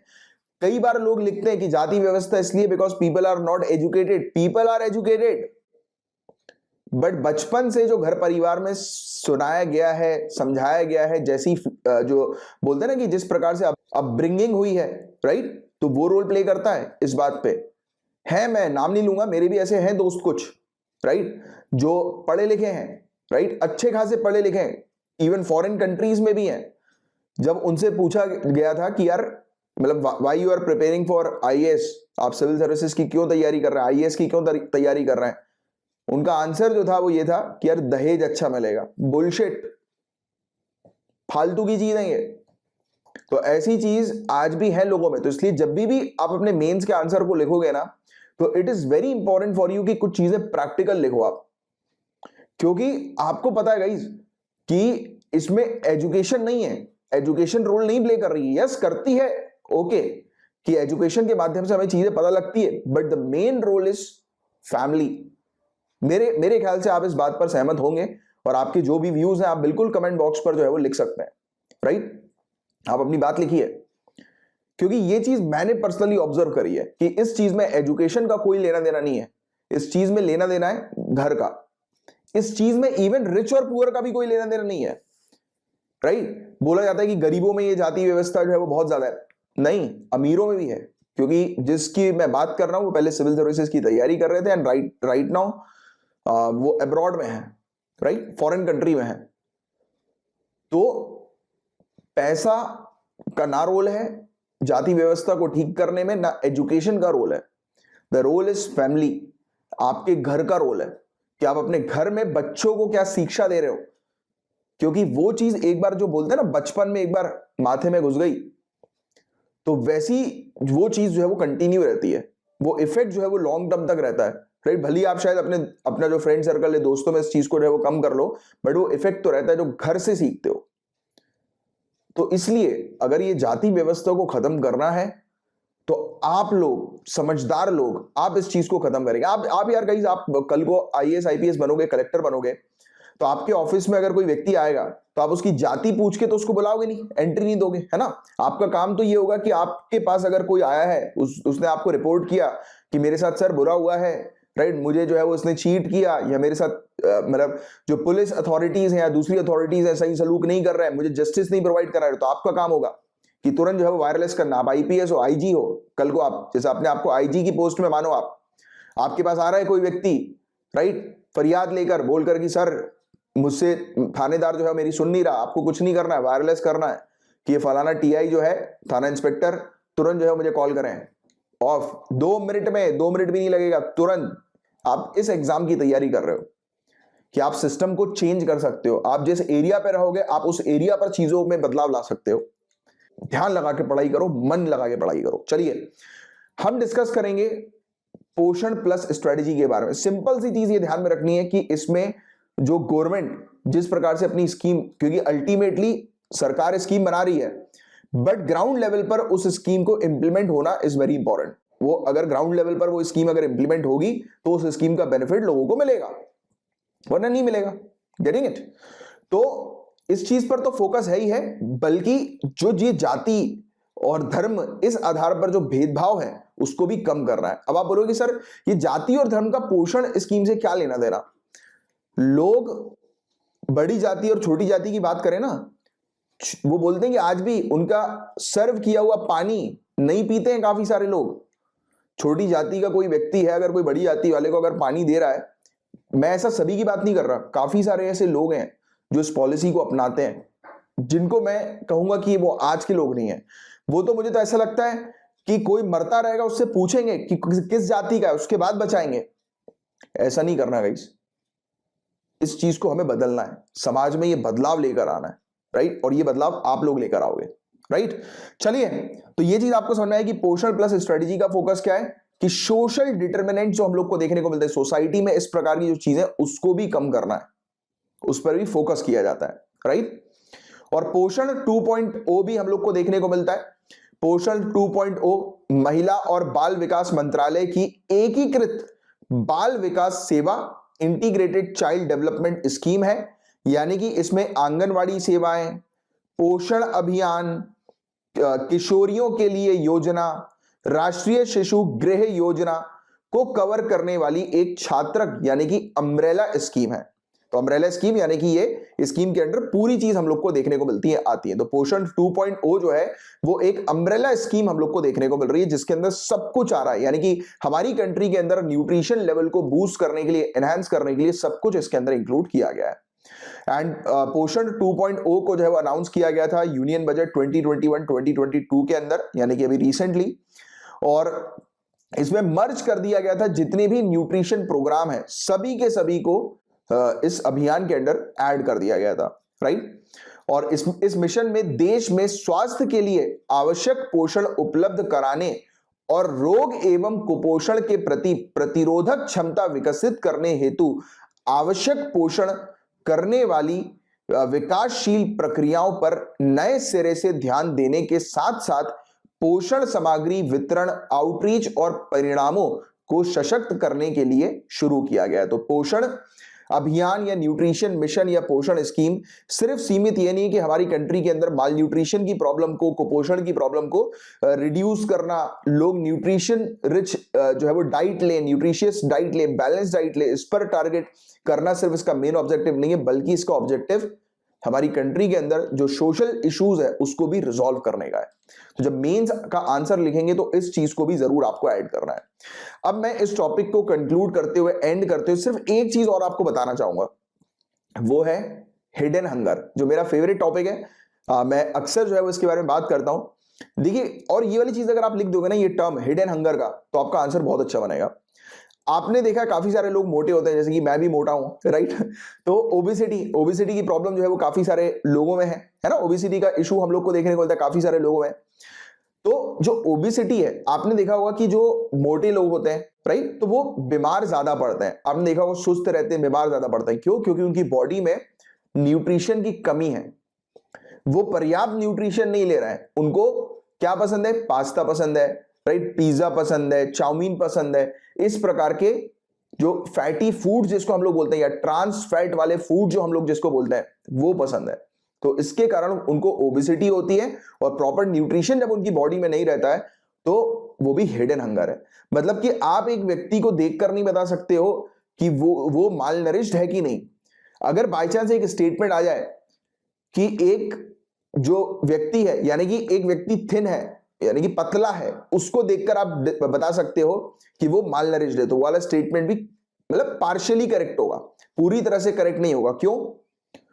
क्योंकि एक मोटा व्यक्ति भी जो है, यानी कि शरीर से जो फैट जो है, राइट, तो वो भी हमें देखने को मिलता है कि माल नरिश्ड हो सकता है। तो इस चीज को हम लोग बोलते हैं हिडन हंगर। तो मैं उम्मीद करता हूं ये हिडन हंगर वाला टर्म भी आपको समझ में आया होगा, राइट। तो ये था गाइस पूरा ओवरऑल टॉपिक। नाउ गाइस हम लोग डिस्कस करेंगे केन बेतवा लिंक प्रोजेक्ट के बारे में। केन नदी और बेतवा नदी को लिंक करने का एक प्रोजेक्ट हम लोग को देखने को मिल रहा है। यूनियन कैबिनेट ने अप्रूवल दे दिया है इसकी फंडिंग को और उसके इंप्लीमेंटेशन को। दैट्स वाई ये टॉपिक हमें न्यूज में देखने को मिला है। कोई मुझे बता सकता है कि केन और बेतवा नदी कहां से ओरिजिनेट होती है, कहां से उत्पन्न होती है ये नदियां? बताओ जरा नीचे कमेंट बॉक्स पर इसका आंसर। तो Ken Betwa river interlinking project, दो नदियों को आपस में लिंक किया जा रहा है, राइट। और इस प्रोजेक्ट में 44,605 करोड़ रुपए की लागत लगाई जाएगी, ये चीज बताया जा रहा है। और केंद्र सरकार फंड जो प्रोवाइड कराएगी वो 39,317 करोड़ रुपीस फंड प्रोवाइड कराएगी, जिसमें से 36,290 crore rupees as a grant के तौर पर, यानी कि अनुदान के तौर पर प्रोवाइड किया जाएगा, और 3,027 crore rupees as a loan के तौर पर स्टेट को प्रोवाइड किया जाएगा, ऋण के तौर पर प्रोवाइड किया जाएगा। हालांकि you don't need to remember the figures, ये सब फिगर्स जो है वो नहीं पूछे जाते हैं। हम लोग को मेन फोकस करना है ये प्रोजेक्ट के बारे में, प्रोजेक्ट के ऊपर कि ये प्रोजेक्ट एग्जैक्टली है क्या। तो इस प्रोजेक्ट के अंदर फोकस किसके ऊपर किया जा रहा है कि केन नदी का पानी ट्रांसफर किया जाएगा बेतवा नदी में। तो ये पॉइंट ध्यान में रखना, केन नदी के पानी को ट्रांसफर करना है बेतवा नदी पे, क्योंकि केन नदी पर सरप्लस वाटर है, राइट, तो उसे बेतवा नदी पे ट्रांसफर करना है। इसके बहुत सारे फायदे, अपन एक एक करके पूरी चीजों के बारे में डिस्कस करेंगे। अब ये ट्रांसफर कैसे करेंगे, तो ये कंस्ट्रक्ट करेंगे, ये वहां पर निर्माण करेंगे बांधों का, यानी कि डैम का, जैसे कि दाऊ धाम बांध, इसका निर्माण, और दोनों नदियों से नहर को जोड़ना, कैनाल को जो है वो लिंक करना दोनों नदियों से। लोअर उर परियोजना भी एक है इसमें शामिल, इसी प्रोजेक्ट में। कोठा बैराज इसमें शामिल है। बीना कॉम्प्लेक्स परियोजना भी इसमें शामिल है। मतलब कि ये वेरियस कंस्ट्रक्शन करेंगे, अलग अलग डैम्स वगैरह, अलग अलग स्ट्रक्चर को कंस्ट्रक्ट करेंगे और नदी के पानी को डाइवर्ट करेंगे, और केन नदी से पानी जो है ट्रांसफर किया जाएगा बेतवा नदी में। तो ये मेन चीज है इस पर्टिकुलर प्रोजेक्ट की। और ये प्रोजेक्ट जो है गाइस, बताया जा रहा है कि जैसे ये शुरू होगा तो 8 इयर्स में जो है ये ऑलमोस्ट प्रोजेक्ट जो है वो कंप्लीट होगा, ऐसा भी प्रपोजल रखा गया है, राइट। इस प्रोजेक्ट का क्या महत्व है, तो इस प्रोजेक्ट के माध्यम से हर साल सिंचाई होगी 10.62 लाख हेक्टेयर के एरिया के ऊपर। 10.62 लाख हेक्टेयर के एरिया पर हमें देखने को मिलेगा कि सिंचाई होगी। पीने के पानी का सप्लाई मिलेगा 62 लाख से ज्यादा लोगों को, 62 लाख से ज्यादा लोगों को ड्रिंकिंग वाटर की फैसिलिटी मिलेगी। इवन इसमें हाइड्रो पावर भी जनरेट होगी, राइट। 103 मेगावाट की हाइड्रो पावर और 27 मेगावाट की सोलार पावर भी जनरेट होगी इस प्रोजेक्ट के माध्यम से। तो बहुत इंपॉर्टेंट प्रोजेक्ट है ये। इरिगेशन पे हेल्प करेगा, सिंचाई पे ये हेल्प करेगा, पीने की पानी की जो समस्या है उसको रिजॉल्व करने के ऊपर, और ये हेल्प करेगा पावर जनरेशन के ऊपर, इलेक्ट्रिसिटी जनरेशन के ऊपर रिन्यूएबल सोर्सेस के थ्रू, यानी कि हाइड्रो पावर और सोलार पावर के माध्यम से। और ये जो प्रोजेक्ट है, उत्तर प्रदेश और मध्य प्रदेश में एक एरिया है बुंदेलखंड का एरिया। इसको मैप में आपको जरूर देखना है बुंदेलखंड के एरिया को कि कहां पर है ये लोकेटेड। ये आपका टास्क है, अभी के अभी मैप में देखिए आप मैप की तरफ। तो मैंने आपको ऑलरेडी बताया कि जब भी आप पढ़े, कोई भी टॉपिक न्यूज में है किसी पर्टिकुलर लोकेशन से रिलेटेड, तुरंत उसकी तरफ आपको देखना है। तो बुंदेलखंड के एरिया की तरफ जो है वो आप देखिए, लोकेट करिए। तो मध्य प्रदेश और उत्तर प्रदेश, इनके बीच में एक एरिया है बुंदेलखंड का एरिया, जहां पर पानी की समस्या है। तो उस समस्या को पूरा करेगा केन बेतवा प्रोजेक्ट, ठीक है। तो ये चीज आपको थोड़ी सी ध्यान में रखनी है, राइट, गेटिंग इट। और कुछ प्रॉब्लम्स भी हैं, कुछ चैलेंजेस भी हैं, कुछ चिंताएं भी हैं इस प्रोजेक्ट से एसोसिएटेड। जैसे कि जब ये प्रोजेक्ट शुरू होगा तो बताया जा रहा है पन्ना टाइगर रिजर्व, कोई मुझे बता सकता है पन्ना टाइगर रिजर्व कहां पर है, कौन सी स्टेट में है, तो मध्य प्रदेश। तो मध्य प्रदेश का पन्ना टाइगर रिजर्व आधा या उसका कुछ एरिया जो है वो पानी के नीचे चला जाएगा। इसके कारण से वल्चर्स, जो चिड़िया हम लोग को देखने को मिलती है, और इवन जैकाल्स, जो गिद्ध हम लोग को और गीदड़ हम लोग को देखने को मिलते हैं, उनका जो एरिया जहां पर वो निवास करते हैं, उनका जो हैबिटेट है, जो घर है, वो पानी के नीचे चला जाएगा। तो उनको बड़ा नुकसान होगा स्पीसीज को। और बताया जा रहा है कि बहुत साल से हमें देखने को मिल रहा था कि काफी सारे प्रोटेस्ट जो है वो कर रहे थे काफी सारे एनवायरमेंटलिस्ट। तो उसके बाद अभी इसको जो है वो क्लियर किया गया है वाइल्ड लाइफ रेगुलेटर के द्वारा, एनवायरमेंटलिस्ट के प्रोटेस्ट के बाद, यानी कि national board for wild life ने इसको बहुत सालों के प्रोटेस्ट के बाद क्लियर किया है। अब मैं इस टॉपिक को कंक्लूड करते हुए बस एक चीज आपको बताना चाहूंगा कि इंटर रिवर लिंकिंग प्रोजेक्ट जो हम लोग को देखने को मिलता है, आपस में नदियों को जो लिंक किया जाता है, ऐसे जो प्रोजेक्ट्स होते हैं, इन प्रोजेक्ट में सबसे पहला प्रोजेक्ट यही है, केन बेतवा वाला प्रोजेक्ट। और ऐसे प्रोजेक्ट्स में क्या बेनिफिट मिलता है, तो वाटर और फूड सिक्योरिटी बढ़ जाती है, पानी की समस्या रिजॉल्व होती है। पानी की समस्या रिजॉल्व होगी तो क्या होगा, एग्रीकल्चर बूस्ट होगा, एग्रीकल्चर बढ़ेगा, एग्रीकल्चर बढ़ेगा तो फूड सिक्योरिटी एनहांस हो जाएगी, लोगों तक खाने की प्रॉब्लम जो है वो रिजॉल्व होगी एग्रीकल्चर के माध्यम से, है ना। डिजास्टर मिटिगेशन, आपदा न्यूनीकरण भी इन प्रोजेक्ट से जो है वो होता है, राइट। काफी सारी जगहों पर आपदा, मतलब अगर हम बात करें ड्रॉट की भी, सूखे की भी, तो वो भी एक आपदा है, राइट। और फ्लड की भी अगर बात करें, राइट, जैसे कि कहीं पर सरप्लस वाटर है, ज्यादा पानी है, तो उसके कारण लगातार बाढ़ आ रही है, तो आप उसके पानी को डाइवर्ट कर रहे हो, राइट। तो ये भी तो एक प्रकार से आप दोनों जो डिजास्टर्स हैं, कौन से, बाढ़ यानी कि फ्लड, और सूखा यानी कि ड्रॉट, इन दोनों डिजास्टर को आप रिड्यूस कर रहे हो, कम कर रहे हो, राइट। और इसमें अब नदी के माध्यम से आप ट्रांसपोर्टेशन भी कर सकते हो, राइट। आप वेरियस स्टीमर के थ्रू, या शिप तो नहीं कहोगे आप एग्जैक्टली, आप कह सकते हो एक वेसल, आप वेसल कह सकते हो, एक वेसल के माध्यम से जो है वो यानी कि ट्रांसपोर्ट कर सकते हो, सामान को एक लोकेशन से दूसरी लोकेशन तक ले जा सकते हो, राइट। वैसे शिप भी ठीक है, शिप भी चलेगी अगर बड़ी नदी है तो, right, but ship exactly use मत किया करो, रिवर वगैरह के लिए वेसल्स शब्द यूज करना ठीक रहता है, राइट। अब कुछ फैक्ट मैं आपको बताता हूं, केन और बेतवा नदी दोनों ही मध्य प्रदेश से ओरिजिनेट होती हैं और ये यमुना नदी की ट्राइब्यूटरीज हैं, राइट। और केन यमुना से आकर मिलती है उत्तर प्रदेश की बंदा डिस्ट्रिक्ट में, और केन बेतवा से आकर मिलती है हमीरपुर डिस्ट्रिक्ट जो उत्तर प्रदेश के अंदर है वहां पे, राइट। तो ये केन और बेतवा नदी का जो संगम होता है और यमुना नदी का जो संगम होता है ये उत्तर प्रदेश में होता है, बट ये दोनों नदी केन और बेतवा ओरिजिनेट होती है कहां से? मध्य प्रदेश से। राजघाट, परीचा, माता टीला, ये सब डैम्स है जो कि बेतवा नदी पर बनाए गए हैं। कभी कभी डैम से रिलेटेड भी डायरेक्ट क्वेश्चंस आ जाते हैं। और केन नदी जो है वो पन्ना टाइगर रिजर्व से होते हुए गुजरती है। तो ये था गाइस पूरा ओवरऑल टॉपिक। मैं उम्मीद करता हूं बहुत अच्छे से ये टॉपिक आपको समझ में आ गया होगा। गाइस अब हम लोग बात करेंगे लॉ कमीशन ऑफ इंडिया के बारे में, भारत का विधि आयोग के बारे में। तो पेपर 2 पॉइंट ऑफ व्यू से काफी ज्यादा इंपॉर्टेंट ये टॉपिक है। तो अभी ये टॉपिक न्यूज में इसलिए आया है क्योंकि गवर्नमेंट ने, सरकार ने ऑनरेबल सुप्रीम कोर्ट को सूचित करते हुए बताया है कि भारत के 22वें विधि आयोग 22nd law commission of India के जो चेयरमैन हैं और जो मेंबर्स हैं, यानी कि उसके जो अध्यक्ष हैं और जो उसके सदस्य हैं, इसकी नियुक्ति पर सरकार विचार कर रही है। अब ऐसा क्यों इंफॉर्मेशन दी सरकार ने ऑनरेबल सुप्रीम कोर्ट को? तो आपको बता दी गई कि 22वें विधि आयोग, 22वें लॉ कमीशन का गठन हुआ था 2020 में, 21 फरवरी 2020 में। तब से लेकर अब तक इसके मेंबर्स का अपॉइंटमेंट नहीं हुआ, ना चेयरमैन का ना किसी मेंबर का अपॉइंटमेंट हुआ। इस चीज को लेकर काफी सारी पिटीशंस कोर्ट के अंदर फाइल हुई। फिर कोर्ट ने जो है वो सरकार से जवाब मांगा। हालांकि सरकार ने जवाब भी दिया, लॉ मिनिस्ट्री जो विधि मंत्रालय जो है उन्होंने जवाब दिया एक शॉर्ट एफिडेविट में, या फिर आप कह सकते हैं कि एक संक्षिप्त हलफनामे में इन्होंने रिस्पॉन्ड किया, बट इस पर कोई डिटेल जो है वो उत्तर नहीं दिया कि इतना डिले क्यों हुआ है लॉ कमीशन ऑफ इंडिया के चेयरमैन और मेंबर्स के अपॉइंटमेंट पर। तो ये तो एक बेसिक सी न्यूज थी जिसके बारे में एक आपको जनरल सा आइडिया होना चाहिए, बट मेन जो आपके लिए काम की चीज है वो है लॉ कमीशन ऑफ इंडिया के बारे में जानना। तो आइए समझते हैं लॉ कमीशन ऑफ इंडिया के बारे में। तो सबसे पहला पॉइंट तो आपको यह ध्यान में रखना है कि ये एक एग्जीक्यूटिव बॉडी है जिसे एस्टैब्लिश किया जाता है गवर्नमेंट ऑफ इंडिया के एक ऑर्डर के थ्रू। ये एक कार्यकारी निकाय है, भारत सरकार के एक आदेश के द्वारा गठित की जाती है। क्या कोई मुझे बता सकता है कि लॉ कमीशन ऑफ इंडिया सबसे पहली बार कब एस्टैब्लिश हुई थी? नीचे कमेंट बॉक्स पर इसका आंसर लिखकर बताएं।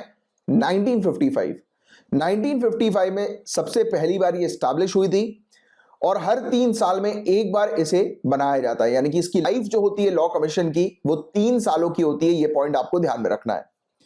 और अभी तक 1955 से लेकर अभी तक लॉ कमीशन ने, विधि आयोग ने 277 रिपोर्ट जो है वो रिलीज करी है, यानी कि सबमिट करी हैं अपनी रिपोर्ट्स और गवर्नमेंट को, जिनकी रिपोर्ट में वेरियस रिकमेंडेशंस होते हैं। क्या मुझे आप बता सकते हो कि लास्ट जो लॉ कमीशन थी, यानी कि 21st लॉ कमीशन, उसके चेयरमैन कौन थे? उनका नाम क्या था? तो उनका नाम था BS Chauhan, retired justice BS Chauhan. इन्होंने भी अपनी रिपोर्ट सबमिट करी थी सरकार को, जैसे कि जो मामला हम लोग को यूनिफॉर्म सिविल कोड का, समान नागरिक संहिता का जो मुद्दा जो देखने को मिला था, उस पर इन्होंने रिकमेंडेशन दिए थे। इसके अलावा लोकसभा और विधानसभा के जो इलेक्शंस जो है, चुनाव जो है वो एक साथ होने चाहिए, तो इस पर भी इन्होंने अपनी रिपोर्ट जो है वो सबमिट करी थी। तो ऐसे मुद्दों पर 21वें विधि आयोग लॉ कमीशन ने अपनी रिपोर्ट सबमिट करी हुई है। और इसमें हम लोग को फुल टाइम मेंबर्स देखने को मिलते हैं, राइट। एक full time member as a chairman के तौर पर और 4 फुल टाइम मेंबर्स हम लोग को देखने को मिलते हैं चेयरमैन को असिस्ट करने के लिए।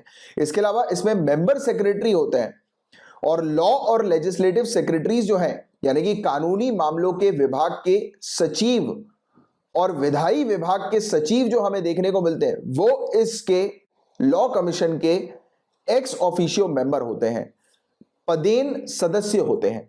तो ये पॉइंट भी आपको थोड़ा सा ध्यान में रखना है, राइट। कि जैसे कि कल को आप IAS ऑफिसर बनोगे तो आप सेक्रेटरी होगे मिनिस्ट्री के, राइट। तो आपको भी मौका मिलेगा लॉ कमीशन में एज अ मेंबर के तौर पर ज्वाइन करने का। तो मन लगाकर तैयारी करो बेहतरीन तरीके से। और साथ ही साथ इसमें 5 से ज्यादा पार्ट टाइम मेंबर्स नहीं होंगे।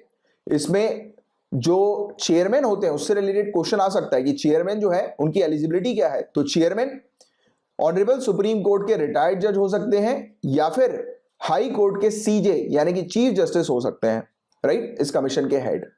इस कमीशन का काम क्या है? तो मेनली कानून पर अध्ययन करना, रिसर्च करना, जो हमारी कंट्री के अंदर जो आज की डेट में जो कानून है उसका रिव्यू करना, और जो गवर्नमेंट ऑफ इंडिया जो भी टास्क सौंपती है कानून से रिलेटेड, लॉ से रिलेटेड, उस टास्क को जो है वो उनको लॉ कमीशन को करना होता है। बट मेन टास्क इनका यह है कि कॉन्स्टिट्यूशन के अकॉर्डिंग और आज की स्थिति के अकॉर्डिंग प्रॉपर कानून है कि नहीं, क्योंकि देखो अलग अलग टाइम के अकॉर्डिंग अलग अलग चीजें चेंज होती है। जैसे आज का समय जो है वो आईटी का, डिजिटल की अगर हम बात करें, डिजिटलाइजेशन का समय, बट आप जानते हैं कि साइबर सिक्योरिटी कितनी वीक है, नए नए तौर तरीके, नए नए टाइप के क्राइम्स बढ़ते जा रहे हैं। तो ये समय के अकॉर्डिंग लॉ कमीशन देखती है कि आज के समय में किस टाइप के क्राइम्स बढ़ रहे हैं, उसको रोकने के लिए कैसे कानून बनाए जाए, या फिर पुराने कानून में क्या प्रोविजन ऐड किया जाए, यानी कि संशोधन किया जाए। तो ये चीज देखती है लॉ कमीशन, तो ये इसका काम है। तो उसके काम आपको पता होने चाहिए प्रॉपर तरीके से, राइट। इसके अलावा रिकमेंड करती है कि क्या सुधार लाया जाए, राइट, कानूनी प्रक्रिया में क्या सुधार लाए जिससे कि और मजबूत और बेहतर कानून जो है वो बनाए जा सके, राइट।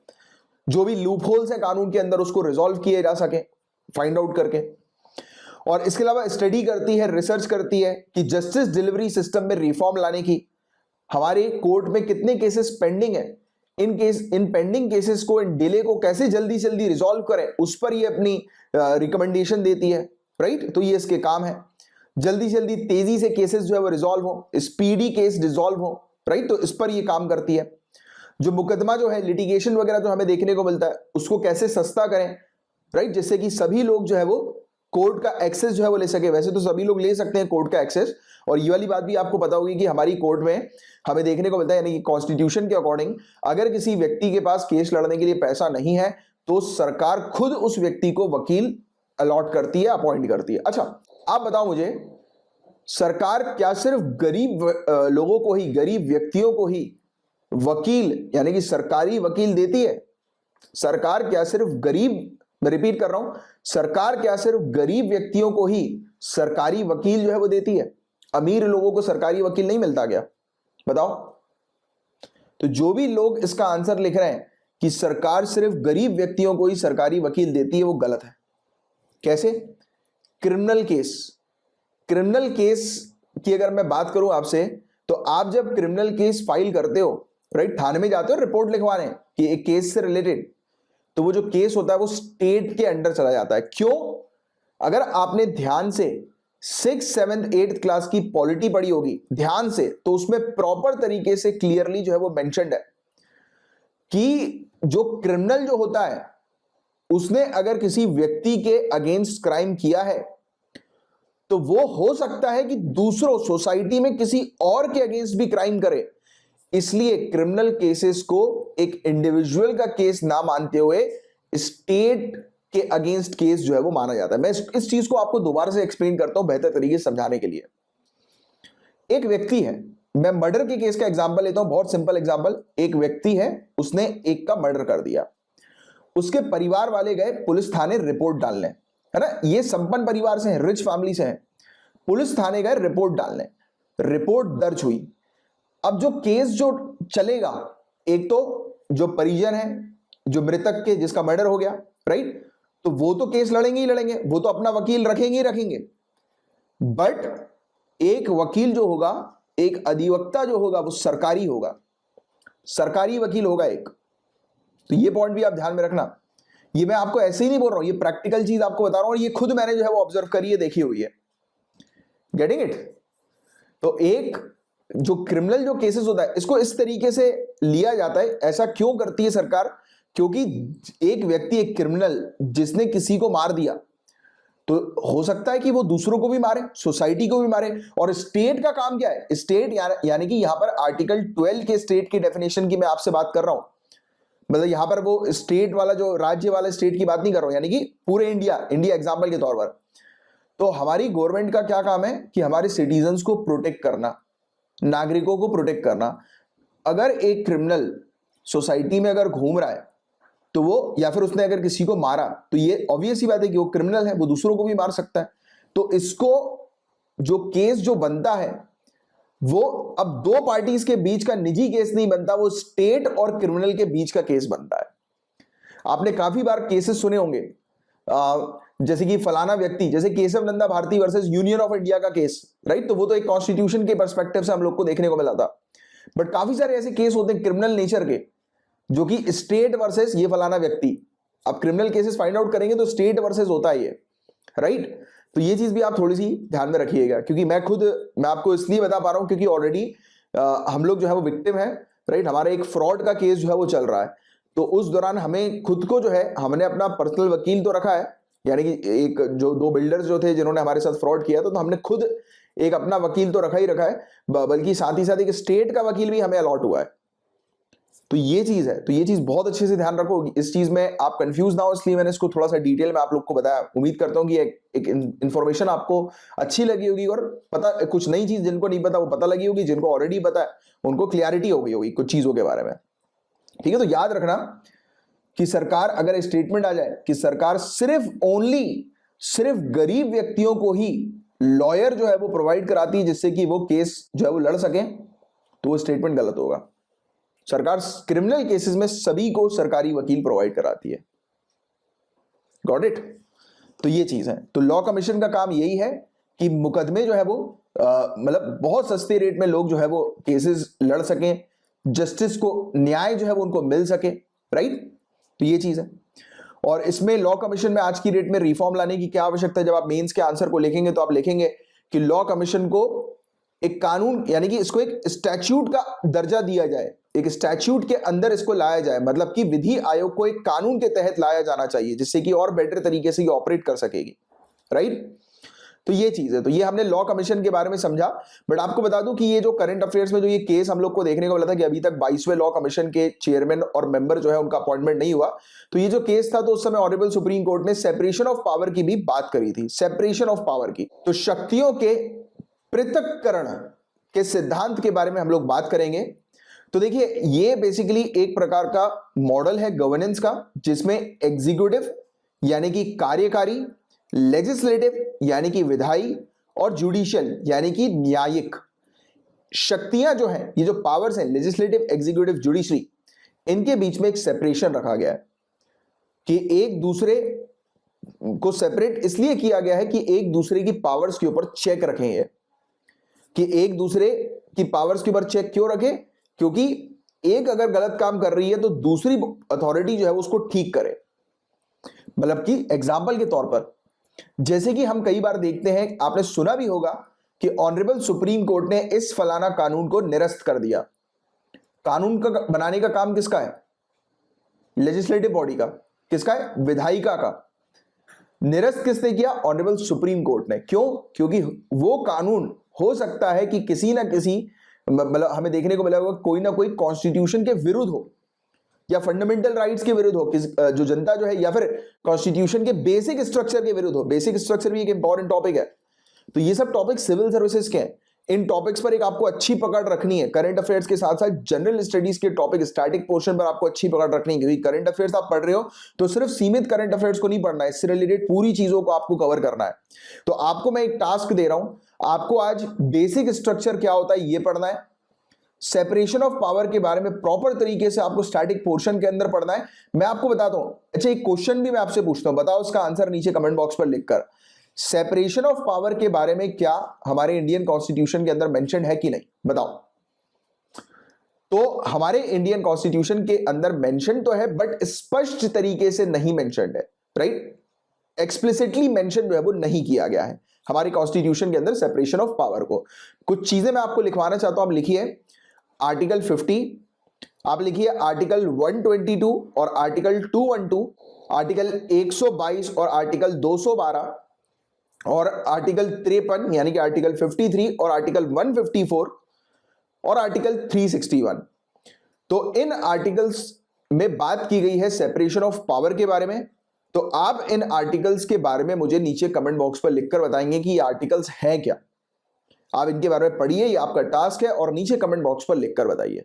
अब गाइस, हम लोग डिस्कस करेंगे चीफ ऑफ डिफेंस स्टाफ के बारे में। तो आप लोग को पता ही है कि एक दुखद खबर हमारी कंट्री के अंदर, हमारे जो सीडीएस जो है वो अब नहीं रहे हैं। जनरल बिपिन रावत, इनकी पत्नी और आर्मी ब्रिगेडियर के साथ 10 और लोग एक हेलीकॉप्टर जिसका नाम था MI-17V5, इस पर ये जा रहे थे और ये हेलीकॉप्टर जो है वो क्रैश हो गया।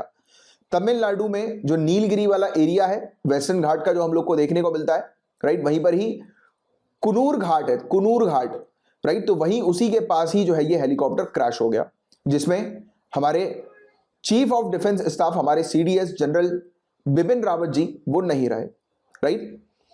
तो ये चीज तो आप सभी लोग को जो है वो पता है, but examination point of view से सीडीएस के बारे में आपसे क्वेश्चन पूछे जा सकते हैं, इस पोस्ट से रिलेटेड आपसे क्वेश्चन पूछे जा सकते हैं। एंड कुरनूर घाट भी थोड़ा सा ध्यान में रखो, ज्योग्राफी पॉइंट ऑफ व्यू से कुरनूर घाट कहां पर है ये चीज आपसे पूछी जा सकती है। तो नीलगिरीज आप थोड़ा सा ध्यान में रखिएगा, वेस्टर्न तमिलनाडु वाला एरिया, राइट। तो अभी जांच जो है वो चल रही है हेलीकॉप्टर क्रैश से रिलेटेड, जब इस पर कोई और अपडेट आएगी तो मैं आपको इन्फॉर्म करूंगा। बट मेन चीज यहां पर हमें समझनी है सीडीएस के बारे में, चीफ ऑफ डिफेंस स्टाफ, इस पोस्ट के बारे में।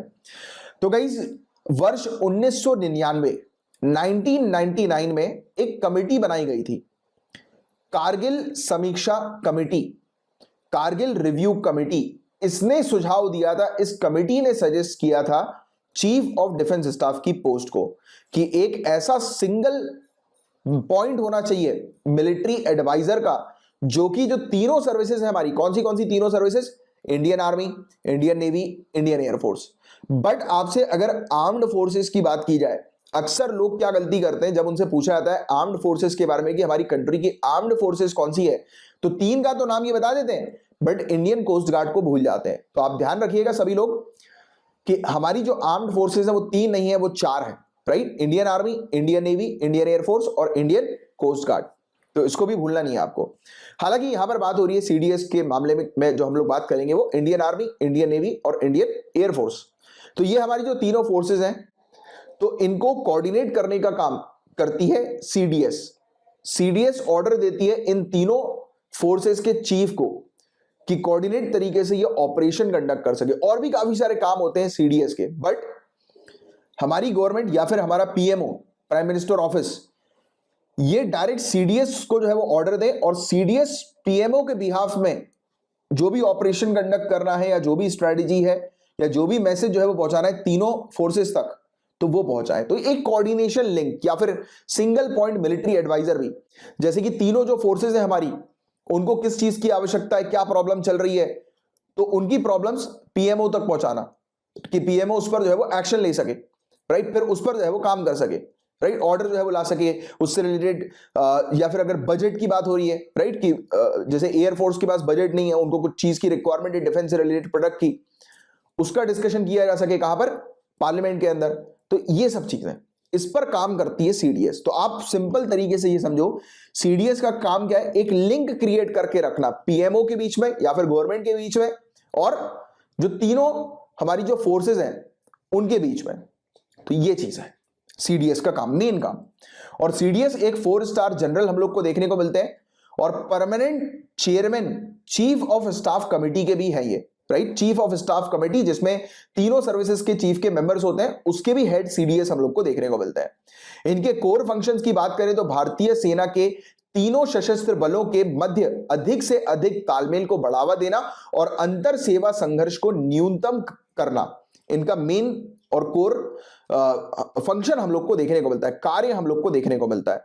और जितने भी खरीदारी से रिलेटेड या फिर प्रोक्योरमेंट से रिलेटेड या प्लानिंग से रिलेटेड जो भी डिसीजन होते हैं तीनों फोर्सेस के, वो पहुंचाए जाते हैं सीडीएस तक और सीडीएस भी उन डिसीजन में अपना रोल प्ले करते हैं, राइट, कि इंप्रूवमेंट, कि किस प्रकार से हम इंप्रूव करें, या फिर अगर तीनों फोर्सेस मिलकर कोई ऑपरेशन करना चाह रहे हैं, थिएटर कमांड जिसको हम लोग बोलते हैं, उसका नेतृत्व भी सीडीएस करते हैं। तो ये पॉइंट भी आपको थोड़ा सा ध्यान में रखना। सीडीएस एक थिएटर कमांड बनाकर तीनों फोर्सेस को एक जगह पर तैनात करके आप कह सकते हैं कि जो मल्टी फोर्स ऑपरेशन जो है वो कंडक्ट किया जाता है, राइट।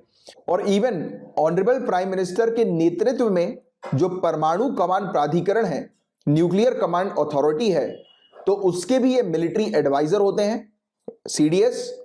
और साथ ही साथ अंतरिक्ष और साइबर स्पेस जैसे नए युद्ध क्षेत्रों को संभालने के लिए त्रिसेवा संगठनों की कमान का नेतृत्व भी करते हैं। मतलब नए नए जो एरियाज जो उभर रहे हैं, जैसे साइबर स्पेस का एरिया, राइट, जैसे कि स्पेस का एरिया, तो स्पेस में जो हमारी सैटेलाइट्स हैं उनको भी प्रोटेक्ट करना है। आज की डेट में तो हम लोग को देखने को मिल रहा है कि सैटेलाइट मिसाइल्स वगैरह भी जो है वो लॉन्च की हुई है। आप कोई मुझे बता सकता है कि नीचे कमेंट बॉक्स पर लिखकर कि इंडिया की कौन सी मिसाइल है, राइट, जो कि सैटेलाइट पर अटैक कर सकती है, इतनी दूर दराज की सैटेलाइट पर सटीक तरीके से, प्रिसाइज तरीके से अटैक कर सकती है। बताओ जरा कौन सा मिशन है हमारा जिसके थ्रू हमने वो सैटेलाइट जो है वो लॉन्च करी है, हमारी हमारी मिसाइल जो है वो लॉन्च करी, बताइए। मिशन शक्ति याद आ गया होगा आपको। चलिए, तो ये चीज हमें देखने को मिल रही है कि जो नए नए एरियाज हैं उस पर भी सीडीएस जो है वो मतलब उसका भी नेतृत्व करते हैं, राइट। जैसे कि साइबर स्पेस हो गया, राइट, अंतरिक्ष हो गया। तो ऐसे जो एरियाज हैं इस पर सिक्योरिटी पर्सपेक्टिव से जब भी कोई डिसीजन लिया जाता है तो उसमें एक सीडीएस का भी एक बहुत इंपॉर्टेंट रोल होता है। साथ ही साथ डिफेंस एक्विजिशन काउंसिल जो है, रक्षा अधिग्रहण परिषद जो है, डिफेंस प्लानिंग कमेटी जो है, रक्षा योजना समिति जो है, इसके भी सदस्य सीडीएस हम लोग को देखने को मिलते हैं। तो ये कुछ इंपॉर्टेंट पॉइंट्स है सीडीएस से रिलेटेड जो कि आपको बहुत अच्छे से जो है वो पता होना चाहिए। और एक और मैं इंपॉर्टेंट चीज इनसे रिलेटेड बताना चाहूंगा, जो भी व्यक्ति सीडीएस के पद से मतलब अपने टेन्योर को कंप्लीट करते हैं तो उसके बाद वो किसी भी गवर्नमेंट ऑफिस में उनको एम्प्लॉयमेंट नहीं मिलती, फर्स्ट पॉइंट।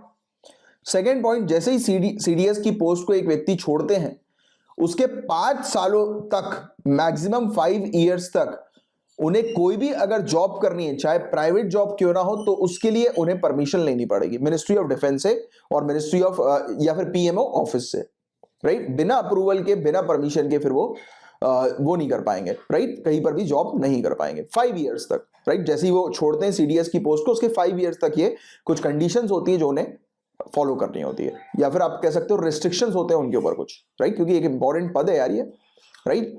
चलिए, तो ये था पूरा टॉपिक सीडीएस से रिलेटेड। मैं उम्मीद करता हूं कि बहुत अच्छे से आपको ये टॉपिक समझ में आ गया होगा। गाइस, एक काफी अच्छे और काफी इंटरेस्टिंग टॉपिक के बारे में हम लोग डिस्कस करेंगे। जीएस पेपर 3 का ये टॉपिक है इंटेलेक्चुअल प्रॉपर्टी राइट्स का। तो इंटेलेक्चुअल प्रॉपर्टी राइट में आप बहुत सारी चीज पढ़ेंगे, आपके सिलेबस का ये हिस्सा है, राइट। जैसे कि पेटेंट क्या होता है, ट्रेडमार्क क्या होता है, राइट, ऐसी तमाम चीजें, कॉपीराइट क्या होती हैं, राइट। तो ऐसी तमाम चीज आप पढ़ोगे, ये बहुत इंपॉर्टेंट टॉपिक है। इस पर अभी हम एक केस पर जो है वो बात करेंगे और एक कानून पर डिस्कस करेंगे। बट उससे पहले क्या आप मुझे बता सकते हो कि लेज कंपनी, जो चिप्स वाली जो कंपनी होती है ना लेज, उसकी पेरेंट कंपनी का नाम क्या है? या फिर मैं ये कह सकता हूं कि लेज जो ब्रांड है उसकी पेरेंट कंपनी कौन है? तो पेप्सिको। आप कभी लेज के चिप्स के पैकेट के पीछे देखना, पेप्सिको आपको जो है वो नजर आएगा, पेप्सिको इंडिया। तो अभी हुआ ये है, पेप्सिको इंडिया ने एक पर्टिकुलर आलू का एक किस्म है, आलू की एक वैरायटी है FL2027, इसके आलू की वैरायटी को रद्द कर दिया है protection of plant varieties and farmers right, यानी कि PPV&FR अथॉरिटी के द्वारा। इनके PVP यानी कि प्लांट वैरायटी प्रोटेक्शन सर्टिफिकेट को रद्द कर दिया गया है। मैं आपको सिंपल तरीके से एक पहली चीज समझाता हूं, एक बेस में आपका क्रिएट करता हूं, फिर इस टॉपिक पर हम आगे बढ़ेंगे। गाइज, जैसे कि मैं अपने छोटे भाई का एग्जांपल लेता हूं। मेरा छोटा भाई एक म्यूजिक प्रोड्यूसर है, राइट। उसकी कंपनी का नाम है एपिक सेंसेशन। वो जो भी म्यूजिक बनाता है उसको वो क्या करता है, रजिस्टर करवा लेता है, right. Register in the sense उसका कॉपीराइट करवा लेता है, जिससे कि उसके म्यूजिक का कोई और दुरुपयोग ना करे बिना उसकी इजाजत के, राइट, या यूज ना करे बिना उसकी इजाजत के। क्योंकि उसके म्यूजिक का अगर कोई यूज करेगा तो उसको वो रॉयल्टी मिलेगी, या फिर अगर वो किसी जैसे मूवी के साथ, किसी सॉन्ग की कंपनी के साथ अगर वो टाई अप करता है तो वो उनसे जो है उनकी एग्रीमेंट होती है, उनकी डील होती है, फिर वो अपने म्यूजिक जो है उसके राइट जो है वो कंपनी को प्रोवाइड करा देता है और कंपनी उसको पैसे दे देती है, जो भी शेयर देती है वो एग्रीमेंट करती है। तो ऐसा काम चलता है। तो एक बेसिक चीज तो आपको ये समझ में आई कि एक व्यक्ति की जो इंटेलेक्चुअल प्रॉपर्टी होती है, जैसे मेरे भाई के केस में उसका म्यूजिक, राइट, तो वो क्या है, उसकी इंटेलेक्चुअल प्रॉपर्टी है, बिना उसकी इजाजत के मार्केट में कोई और उसके म्यूजिक को नहीं बेच सकता, ना यूज कर सकता है। यहां तक बात क्लियर आपको? पेप्सिको इंडिया ने रजिस्टर कराई थी एक पोटैटो की वैरायटी को, एक आलू के किस्म को, जिसका नाम है FL2027।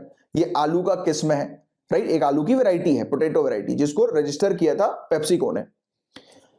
अभी हुआ यह था, कुछ समय पहले की बात है, 2019 की। 2019 में पेप्सिको ने एक केस फाइल कर दिया गुजरात के बेचारे किसानों के अगेंस्ट। केस फाइल हुआ, पेप्सिको की एक आलू की वैरायटी थी जो थी FC5। हो ये रहा था कि वहां के जो किसान हैं वो इस वैरायटी की खेती कर रहे थे, जिसकी परमिशन पेप्सिको ने उन किसानों को नहीं दी थी, क्योंकि ये जो आलू का जो किस्म है, आलू की जो वैरायटी है, वो किसकी है? रजिस्टर्ड, पेप्सिको की रजिस्टर्ड है। पेप्सिको की बिना इजाजत के और कोई इसको उगा नहीं सकता। बट पेप्सिको को एक्चुअल में कानून के बारे में पता नहीं था ज्यादा डिटेल में, राइट? क्योंकि हमारा जो कानून है वो अलाउ करता है किसानों को कि किसान जो है वो जो रजिस्टर्ड जो वैरायटीज हैं प्लांट की, जो होता है ना कि काफी सारी कंपनी जो है वो किसी ना किसी प्लांट को या प्लांट की किस्म को अपने कंट्रोल में कर लेती हैं, अपना अधिकार में जो है वो ले लेती हैं, राइट? तो हुआ यही कि पेप्सिको को इसके बारे में, कानून के बारे में ज्यादा डिटेल में जानकारी नहीं थी कि किसान को अधिकार होता है कि किसान जो है वो वैरायटीज का यूज कर सकते हैं, यानी कि सीड्स का, क्रॉप कल्टीवेशन के लिए सीड्स का, बीज का यूज कर सकते हैं, बट वो बीज को नहीं बेच सकते, राइट? बट वो यूज जरूर कर सकते हैं। तो पेप्सिको ने जो है वो गुजरात के किसानों के अगेंस्ट केस फाइल कर दिया कि मेरी बिना इजाजत के मेरे आलू को जो है वो उगा रहे हैं ये यहाँ के किसान, राइट? गुजरात के किसान। तो ये चीज हम लोग को देखने को मिली थी। और इसका जो आलू है, अब देखो पोटैटो यार, अब आप घर में आलू काट कर तल कर चिप्स बनाओ, वो अलग होंगे, लेस के चिप्स अलग होंगे, राइट? क्योंकि वो एक अलग वैरायटी है, प्लांट की वैरायटी, यानी कि वो अलग पोटैटो है, अलग आलू का किस्म है। जब भी वो इतना इस प्रकार का हम लोग को देखने को मिलता है, उसमें कम मॉइस्चर होता है, राइट? बहुत कम मॉइस्चर उसके अंदर हमें देखने को मिलता है, इसलिए वो काफी क्रंची होता है, राइट? तो वो एक अलग आलू से जो है वो लेस बनता है। और वो जो आलू है वो किसके पास था? पेप्सिको के पास था। अभी उसकी एक आलू की जो वैरायटी है, किस्म जो है, उसको रद्द कर दिया है, राइट? तो ये चीज हमें देखने को मिली है न्यूज में। तो न्यूज ये है कि protection of plant varieties and farmers rights, यानी कि पादप प्रजाति एवं कृषक अधिकार संरक्षण जो अथॉरिटी है, प्राधिकरण जो हमें देखने को मिलते हैं, इन्होंने रद्द कर दिया है PVP सर्टिफिकेट को, यानी कि protection of plant variety certificate को, या आप कह सकते हो कि प्लांट वैरायटी प्रोटेक्शन सर्टिफिकेट, या फिर हिंदी में जो पादप प्रजाति किस्म सुरक्षा जो है का जो सर्टिफिकेट जो प्रोवाइड किया जाता है, जो प्रमाण पत्र जो प्रोवाइड किया जाता है, वो PPVNFR अथॉरिटी ने रद्द कर दिया है पेप्सिको इंडिया का, या फिर पेप्सिको इंडिया होल्डिंग का, PIH का। और जो पोटैटो की वैरायटी है जिसको रद्द किया गया है, FL2027 वैरायटी को रद्द किया गया है। तो इन शॉर्ट आपको एक चीज क्लियर हो गई कि पेप्सिको की एक आलू की जो वैरायटी थी, प्रजाति थी, जिसका राइट जो था वो पेप्सिको के पास था, अब वो राइट उससे छीन लिया है हमारी अथॉरिटीज ने, वेरियस ग्राउंड्स पर। एक तो पब्लिक इंटरेस्ट एक ग्राउंड जो है वो लिखा है कि पब्लिक इंटरेस्ट के आधार पर, यानी कि जनहित में नहीं था ये प्रमाण पत्र, राइट? यानी कि ये पंजीकरण प्रमाण पत्र जो था वो जनहित में नहीं था। तो एक ऐसी चीज यहां पर सामने आई। सर्टिफिकेट जो था वो ऐसे व्यक्ति को प्रोवाइड किया गया था जो एलिजिबल नहीं था, ये चीज लिखी गई कि क्यों रद्द किया गया। एक और चीज रद्द करने के बारे में जो मेंशन करी हमारी ऑफिशियल ने, हमारी अथॉरिटी ने, कि ये सर्टिफिकेट जो था वो गलत इंफॉर्मेशन के आधार पर पेप्सिको इंडिया को मिला था। तो इसलिए ये सब सर्टिफिकेट जो है वो, मतलब ये सर्टिफिकेट रद्द कर दिया गया, मतलब कि जो पेप्सिको का जो अधिकार है एक प्रकार के आलू के किस्म के ऊपर, वो हटा दिया गया। तो पूरा मुद्दा शुरू होता है 2019 से, जैसा मैंने भी आपको समझाया कि पेप्सिको ने कुछ किसानों के ऊपर जो है वो केस फाइल कर दिया था, राइट? और बट हालांकि उसने केस जो है वो वापस ले लिया था। एंड में जो है उसने बोल दिया कि मैं जो है वो शांतिपूर्वक इस केस को जो है वो रिजॉल्व करूंगा, नहीं तो बहुत करोड़ रुपए का फाइन जो है वो किसानों के ऊपर उसने लगा दिया था। यानी कि बोला था कि किसान मेरी बिना इजाजत के मेरे आलू के वैरायटी का उपयोग कर रहे हैं तो उनके ऊपर मैं जो है वो फाइन इम्पोज करूंगा, राइट? तो ये चीज हमें देखने को मिलती है। हालांकि ये मुद्दा इंटरनेशनली भी चला गया था 2019 में, राइट? बट आपको बता दें गाइस कि जो ये PPVNFR अधिनियम 2001 का है, इसकी धारा 39 जो है, सेक्शन 39 जो है, इसमें विशेष रूप से कहा गया है कि किसी भी किसान को किसी भी किस्म की फसल या यहां तक कि बीज को तब तक उगाने और बेचने की अनुमति है जब तक कि वे पंजीकृत प्रजाति के ब्रांडेड बीज बेचने का कार्य नहीं करते। तो क्लियरली मेंशन है कि किसान जो है वो क्रॉप कल्टीवेशन कर सकते हैं, यानी कि उस बीज का उपयोग कर सकते हैं क्रॉप कल्टीवेशन के लिए, राइट? उगाने के लिए, राइट? प्लांट्स को उगाने के लिए कर सकते हैं बीज का यूज, बट वो डायरेक्टली बीज को सेल नहीं कर सकते, बीज को बेच नहीं सकते। तो ये चीज इस अधिनियम में हम लोग को देखने को मिलती है। तो अब मैं आपको एक अधिनियम के बारे में एक थोड़ा सा आइडिया देता हूं क्योंकि ये केस तो आई थिंक करंट अफेयर्स में क्या है वो आप समझ गए होगे प्रॉपरली। अब थोड़ा सा और डिटेल में थोड़ा घुसते हैं, थोड़ा एग्जामिनेशन की आप तैयारी कर रहे हो तो इस पर्टिकुलर कानून के बारे में भी आपको पता होना चाहिए। तो पादप प्रजाति एवं कृषक अधिकार संरक्षण अधिनियम 2001, the protection of plant varieties and farmers right, यानी कि पीपीवी एंड एफआर एक्ट 2001 के बारे में बात करेंगे। सबसे पहली चीज तो ये 2001 में लागू किया गया कानून था। International union for the protection of new varieties of plants 1978, यानी कि पौधों की नई किस्म के संरक्षण हेतु अंतरराष्ट्रीय संघ 1978 के अनुरूप ये पर्टिकुलर कानून बनाया गया है। इस कानून के अंदर रिकॉग्नाइज किया जाता है किनको, कमर्शियल प्लांट ब्रीडर्स को और किसान के अधिकारों को। तो ये कमर्शियल प्लांट ब्रीडर्स कौन है, वाणिज्यिक पादप प्रजनक कौन है, ये ऐसे ब्रीडर्स हैं जो कमर्शियल लेवल पर, यानी कि एक प्लांट का प्रोडक्शन करते हैं, प्लांट को प्रोड्यूस करते हैं, उसको उगाते हैं बेचने के पर्पस के लिए, बेनिफिट करने के पर्पस के लिए। तो उनका अधिकार, किसान के अधिकार, किसान जो है हमारी कंट्री के अंदर जो किसान है गाइस वो छोटे किसान है। अगर हम कंपेयर करते हैं हमारी कंट्री के किसान को यूएसए के किसान के साथ, तो यूएसए का जो किसान है वो एक बिजनेसमैन है। ये जो चीज जो मैं आपको बता रहा हूं ना, अगर आपने ध्यान से एनसीईआरटी पढ़ी होगी तो ये सब चीजें उसमें लिखी हुई हैं प्रॉपर तरीके से। इसलिए आप सिविल सर्विसेज की तैयारी कर रहे हो तो it is very important for you कि प्रॉपर तरीके से आप एनसीईआरटी को पढ़ें, राइट। आपको सिलेक्शन मिल के रहेगा बट प्रॉपर तरीके से, प्रॉपर स्ट्रेटेजी के थ्रू आपको तैयारी रखनी है अपनी। अब ध्यान से सुनिए, ये जो कानून है ये ट्रिप्स जो एग्रीमेंट है उसको भी फॉलो करता है, उसको भी रिकॉग्नाइज करता है, उसको भी इंप्लीमेंट करता है। कोई मुझे बता सकता है ट्रिप्स का फुल फॉर्म क्या है? ट्रिप्स का फुल फॉर्म बताएं। ट्रिप्स का full form trade related aspects of intellectual property rights, बौद्धिक संपदा अधिकारों के व्यापार संबंधी पहलू। तो ये ट्रिप्स है। कोई बता सकता है नीचे कमेंट बॉक्स पर लिखकर कि ट्रिप्स जो है वो किसका एग्रीमेंट है? WTO वर्ल्ड ट्रेड ऑर्गेनाइजेशन की मेंबर कंट्रीज का ये एग्रीमेंट है ट्रिप्स।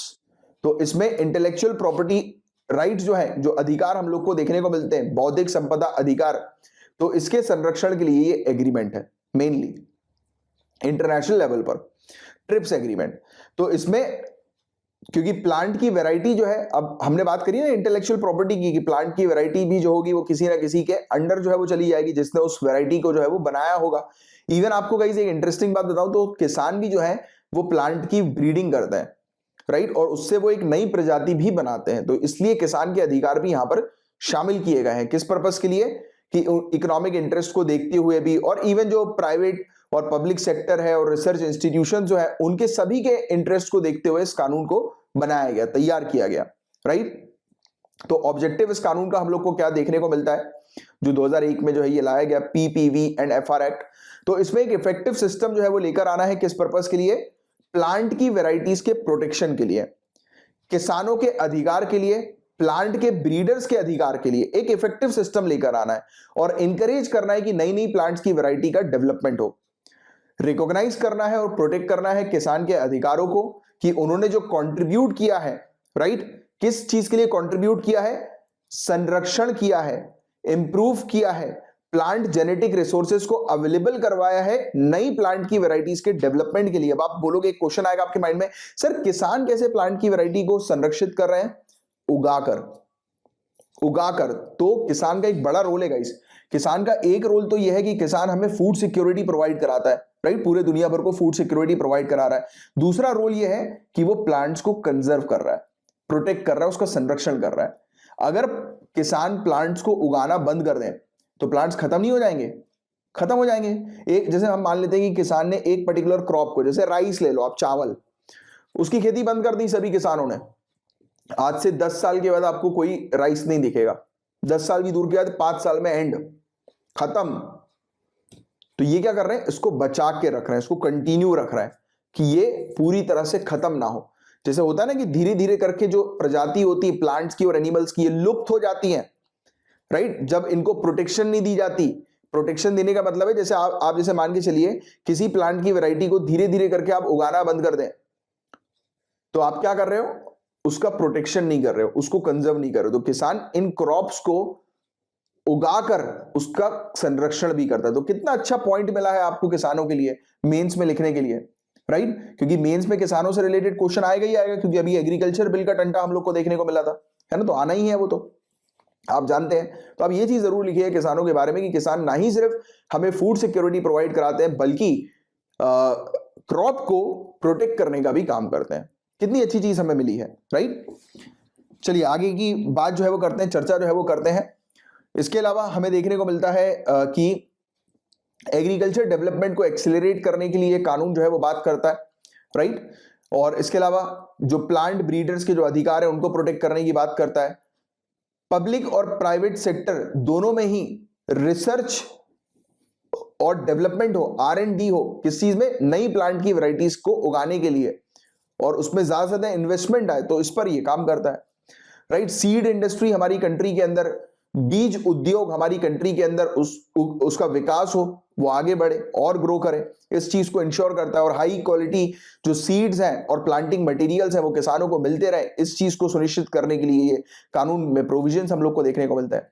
इस कानून के अंदर हम 3 अधिकारों की बात करेंगे। एक अधिकार जो ब्रीडर्स को मिलते हैं, एक अधिकार जो किसानों को मिलते हैं, और एक अधिकार जो रिसर्चर्स को मिलता है। तो ब्रीडर्स को प्रॉपर अधिकार है कि ब्रीडर जो है वो प्रॉपर तरीके से, एक्सक्लूसिव राइट है कि वो प्रोड्यूस कर सकते हैं, उगा सकते हैं, बेच सकते हैं, मार्केटिंग कर सकते हैं, डिस्ट्रीब्यूट कर सकते हैं, इंपोर्ट एक्सपोर्ट कर सकते हैं अपनी प्रोटेक्टेड वैरायटी के। इवन ब्रीडर जो है वो अपॉइंट कर सकते हैं एक एजेंट को या लाइसेंसी को। मतलब एक कोई ब्रीडर है, उसने किसी को अपना एजेंट बना दिया, जैसे पेप्सिको के केस में हम देखते हैं कि कंपनी जो है, राइट, उसके पास क्या है, एक रजिस्ट्रेशन है, किसका, एक पोटैटो की वैरायटी का। ये ब्रीडर है, कमर्शियली ये जो है वो काम कर रही है। इसने क्या किया, किसानों को लाइसेंस दे दिए अपने बीज को उगाकर बेचने के।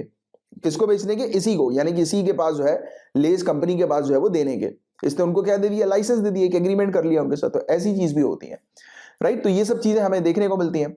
और यदि इनके अधिकार का हनन होता है, यानी कि ब्रीडर्स के अधिकार का अगर हनन होता है, तो वो इसके लिए कानून की शरण जो है वो ले सकते हैं। प्रजनन प्रजाति प्रजनक यानी कि ब्रीडर्स अपना एजेंट और लाइसेंसधारी भी नियुक्त कर सकते हैं, जैसा मैंने अभी आपको समझाया। अब रिसर्चर्स के क्या अधिकार है, तो रिसर्च के लिए तो सब कुछ अलाउड है, राइट। अगर रिसर्च करनी है या किसी भी प्रकार से आप कह सकते हैं कि एक्सपेरिमेंट करना है किसी ऐसे प्लांट की वैरायटी का जो प्रोटेक्टेड है, जो सर्टिफाइड है, तो कर सकते हैं। साइंटिस्ट रिसर्चर कर सकते हैं एक्सपेरिमेंट के लिए, रिसर्च के लिए, जो प्रोटेक्टेड वैरायटीज है उसका उपयोग। बट प्रोटेक्टेड वैरायटी से वो एक नई वैरायटी जब बनाते हैं और फिर उस पर वो रिसर्च करते हैं, तो उस दौरान उन्हें ब्रीडर से जो है वो परमिशन लेनी पड़ेगी। Getting it? तो ये चीज हमें देखने को मिलती है। फिर किसान के अधिकारों की बात करें तो देखिए, किसान अगर एक नई वैरायटी को इवॉल्व कर लेता है, यानी कि वो क्रॉप कल्टीवेशन करता है बट वो एक नई प्रजाति को बना लेता है, तो उसके पास पूरा अधिकार है ब्रीडर बनने का। मतलब कि वो उस पर्टिकुलर प्लांट की वैरायटी को रजिस्टर करवा के खुद ब्रीडर जो है वो बन सकता है, राइट। तो ये चीज हमें किसान की देखने को मिलती है। और पीपीवी एंड एफआर अधिनियम 2001 के तहत किसान संरक्षित किस्म के बीज सहित अपनी कृषक उपज को उसी तरह से सहेज सकता है, उपयोग कर सकता है, बो सकता है, फिर से बो सकता है, आदान प्रदान कर सकता है या बेच सकता है, जिस तरह से वह इस कानून के लागू होने से पहले हकदार था। तो किसान जो है वो हर प्रकार से, यानी कि जो भी रजिस्टर्ड बीज हो या ना हो, वो उनको उगा सकते हैं। बट ध्यान रहे कि जो ब्रांडेड जो बीड्स जो सीड्स होते हैं, ब्रांडेड सीड्स और जो रजिस्टर्ड है, उन सीड्स को डायरेक्टली, उन बीजों को डायरेक्टली किसान जो है वो बेच नहीं सकते, ना इनडायरेक्टली बेच सकते हैं। यानी कुल मिलाकर किसान बीजों को नहीं बेच सकते, बट वो क्रॉप कल्टीवेशन कर सकते हैं, जो कि किसानों के अधिकार के अंदर आता है, जो अलाउड है, राइट। तो ये चीज हमें देखने को मिलती है। इवन जैसे कि फॉर एग्जांपल, अगर किसान किसी रजिस्टर्ड वैरायटी को अपने खेत में उगाते हैं और उससे अगर किसानों को रिजल्ट नहीं मिलता, तो भी आप ये चीज याद रखिए कि किसान को कंपनसेशन मिलेगा, यानी कि किसान को जो है वो उसकी क्षतिपूर्ति जो है वो मिलेगी। और अधिनियम के तहत कई बार ऐसा होता है कि, जैसे कि एग्जांपल लेते हैं, अभी गुजरात का जो केस देखा हमने कि पेप्सिको ने गुजरात के जो किसान हैं उनके अगेंस्ट केस फाइल कर दिया। केस लगेगा, वकील करना पड़ेगा, पैसे देने पड़ेंगे, राइट। कल को कुछ और होता है, आना जाना, पैसे वैसे बर्बाद होते हैं ना, पैसे तो लगते हैं, कोर्ट कचहरी में पैसे तो लगते हैं, आम बात है, आप सभी लोग समझदार हैं, आपको इसके बारे में पता है। यहां पर मेंशन्ड है कि इस कानून के तहत अगर किसान के ऊपर किसी प्रकार का केस लगता है या किसी प्रकार से लीगल एक्शंस उसके ऊपर होते हैं, या कभी भी हम देखते हैं कि प्राधिकरण यानी कि अथॉरिटी या रजिस्ट्रार या फिर ट्राइब्यूनल या फिर उच्च न्यायालय हाई कोर्ट के समक्ष किसी भी प्रकार की कार्रवाई जब होती है तो किसान को किसी भी शुल्क का भुगतान नहीं करना होता है। तो ये इस प्रकार से भी किसान को अधिकार जो है वो प्राप्त है। तो ये था गाइस पूरा ओवरऑल टॉपिक। हमने बहुत अच्छे से इस टॉपिक को डिटेल में इसके हर एक एरियाज को कवर किया। मैं उम्मीद करता हूं बहुत अच्छे से ये टॉपिक आपको समझ में आ गया होगा। नाउ गाइस हम लोग डिस्कस करेंगे यूपीआई के बारे में। यूपीआई का फुल फॉर्म है यूनिफाइड पेमेंट्स इंटरफेस, राइट। तो ये टॉपिक काफी ज्यादा इंपॉर्टेंट है GS paper point of view से। तो आपको बता दें गाइस कि यूपीआई की फैसिलिटी बहुत ही जल्दी फीचर फोन यूजर्स के लिए भी शुरू होने वाली है। ये टॉपिक इसलिए न्यूज में आया है। फीचर फोन यानी कि वो फोन जो कीपैड वाला होता था, किसी को फेंक कर मार दो तो सर ही फट जाए उसका, राइट। तो उस फोन में ये फैसिलिटी अब बहुत ही जल्दी शुरू होगी। तो ये अनाउंसमेंट अभी सामने आया है। और UPI single largest retail payment system है। जैसा कि आप सभी लोग जानते हैं आज की डेट में सभी जो पेमेंट्स हो रहे हैं ज्यादातर यूपीआई के माध्यम से ही हो रहे हैं, क्योंकि काफी इजी भी है और काफी फास्ट भी है, राइट। और बहुत ज्यादा यानी कि हमारी कंट्री के अंदर वॉल्यूम ऑफ ट्रांजैक्शन स्पेशली छोटे छोटे पेमेंट्स का, इवन जैसे कि लोग 10 रुपए की फुल्की खाने भी जाते हैं तो उसमें भी, फुल्की यानी कि पानी पूरी, तो उसमें भी जो है वो यूपीआई पेमेंट करते हैं। वो छोड़िए आप 1-1, 2-2 रुपए की फोटो कॉपीज में भी लोग यूपीआई का पेमेंट कर रहे हैं। तो हमारी कंट्री के अंदर जो ट्रांजैक्शंस का वॉल्यूम है यूपीआई का वो बहुत ज्यादा इंक्रीज हो गया है, राइट। और अभी यूपीआई सिर्फ स्मार्टफोन यूजर्स के लिए ही अवेलेबल है। अब बताया जा रहा है कि फीचर फोन यूजर्स के लिए भी बहुत ही जल्दी अवेलेबल की जा रही है। और आरबीआई जो है गाइस ये फर्दर डीप कर रही है डिजिटल पेमेंट्स को और भी ज्यादा इंक्लूसिव बना रही है, समावेशी जो है वो बना रही है और भी ज्यादा, जैसे कि और भी लोग जो है वो उसमें इन्वॉल्व हो। इसलिए ये फीचर फोन में अब यूपीआई का फीचर बहुत ही जल्दी जो है वो आने वाला है, राइट। और उपभोक्ताओं के लिए लेन देन को आसान बनाने के लिए और वित्तीय बाजारों के विभिन्न क्षेत्रों में जो रिटेल कस्टमर्स हैं इनकी अधिक भागीदारी सुविधा उपलब्ध कराने और सेवा प्रदाताओं की क्षमता बढ़ाने के लिए यह निर्णय लिया गया है कि और भी ज्यादा सर्विस प्रोवाइडर्स आए, राइट, जो सर्विसेज प्रोवाइड कराएं इस प्रकार से ऑनलाइन ट्रांजैक्शन की, राइट। और हमारी कंट्री में ज्यादा से ज्यादा लोग ऑनलाइन ट्रांजैक्शंस का उपयोग करें। तो हम समझते हैं अब यूपीआई है क्या। तो यूपीआई यानी कि यूनिफाइड पेमेंट्स इंटरफेस, ये एक instant real time payment system है। क्या है instant real time payment system? मुझे आप लोग को बताने की जरूरत नहीं, आप जानते ही हैं यूपीआई के बारे में।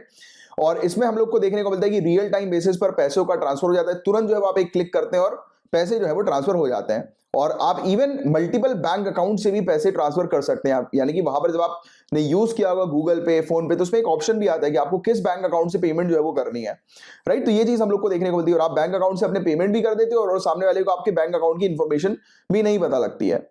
एंड यूपीआई जो है वो आज की डेट में सबसे बिगेस्ट है, यूपीआई सबसे बिगेस्ट है एनपीसीआई में, national payment corporation of India. जो भी सिस्टम्स ऑपरेट करती है, जैसे एनपीसीआई के अंडर हम लोग को आईएमपीएस भी देखने को मिलता है। आपने बैंकिंग सिस्टम में आईएमपीएस की मदद से भी ट्रांजैक्शन किए होंगे। आईएमपीएस का फुल फॉर्म है इमीडिएट पेमेंट सर्विसेज, राइट। इसके अलावा आधार इनेबल्ड पेमेंट सिस्टम भी हम लोग को देखने को मिलता है, एईपीएस। फिर भारत बिल पेमेंट सिस्टम भी हमें देखने को मिलता है, फिर रुपे भी हमें देखने को मिलता है, फिर नेशनल ऑटोमेटेड क्लियरिंग हाउस हम लोग को देखने को मिलता है। तो ये सब चीजें एनपीसीआई के अंदर आती है, national payment corporation of India के अंदर आती हैं, जिसमें से एक यूपीआई भी होती है। और यूपीआई का कवरेज सबसे बड़ा है इन सब में से, तो ये वाली बात तो आप जानते ही हैं। एंड टॉप यूपीआई एप्लीकेशन कौन सी बताओ जरा नीचे कमेंट बॉक्स में लिखकर कि कौन सी यूपीआई की एप्लीकेशन है, आपने कौन सी एप्लीकेशन यूज करी है। इसमें से एक है भीम। तो आपको पता होगा भारत इंटरफेस फॉर मनी, ये इंडिया की डिजिटल पेमेंट एप्लीकेशन है। इंडिया की जो एप्लीकेशन है वो है भीम, राइट। तो ये हमें देखने को मिलता है जैसे यूपीआई की तरह, यानी कि यूपीआई को ही जो है वो ऑपरेट करती है, यानी कि यूपीआई है, ये यूपीआई के माध्यम से जो है वो ऑपरेट करती है। इसमें आप मल्टीपल बैंक अकाउंट के जरिए जो है वो पेमेंट जो है वो ट्रांसफर कर सकते हो। तो ये यूपीआई एप्लीकेशन हम लोग को देखने को मिल रही है भीम। इसे डेवलप किया है एनपीसीआई के द्वारा ही, national payments corporation of India के द्वारा, और रियल टाइम में फंड ट्रांसफर ये अलाउ करती है। और इसे लॉन्च किया गया था दिसंबर 2016 में। भीम एप्लीकेशन 3 लेवल की ऑथेंटिकेशन करती है। पहली बात तो जैसे ही आप इस एप्लीकेशन को डाउनलोड करेंगे तो सबसे पहली चीज तो आपको रजिस्टर करना होगा। जैसे ही आप रजिस्टर करोगे तो जो डिवाइस है उस डिवाइस की आईडी जो होती है वो पहले तो आपकी रजिस्टर करती है, राइट। और आपका नंबर, तो दो चीज ये पहली प्रोसेस में रजिस्टर करती है। मतलब कि एग्जांपल के तौर पर आपने जैसे उससे लॉग आउट किया, यानी कि आपने अपने नंबर पर यूपीआई तो लॉगिन कर लिया, यूपीआई एक्टिवेट कर लिया, बट आप अगर दूसरे फोन में यूपीआई इंस्टॉल करोगे तो फिर से ये प्रोसेस जो है वो आपको करनी पड़ेगी।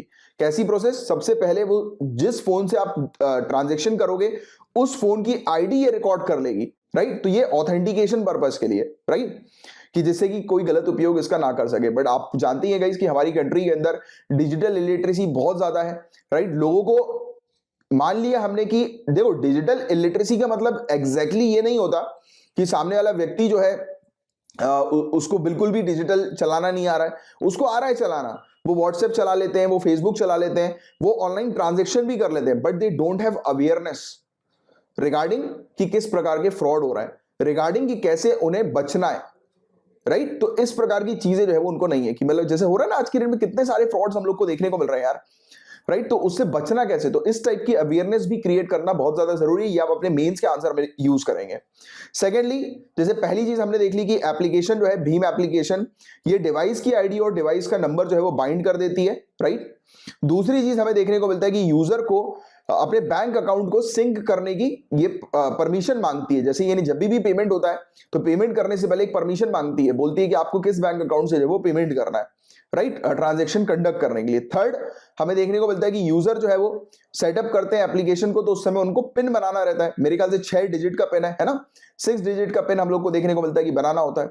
और यूपीआई का पिन जो होता है गाइस, ये जब भी ट्रांजैक्शन करना होता है तो उस समय यूपीआई के पिन को जो है वो डालना रहता है। तो ये चीजें हैं। तो ये था गाइस पूरा वो टॉपिक। मैं उम्मीद करता हूं कि बहुत अच्छे से यूपीआई का ये टॉपिक आपको समझ में आ गया होगा, यूनिफाइड पेमेंट्स इंटरफेस का टॉपिक।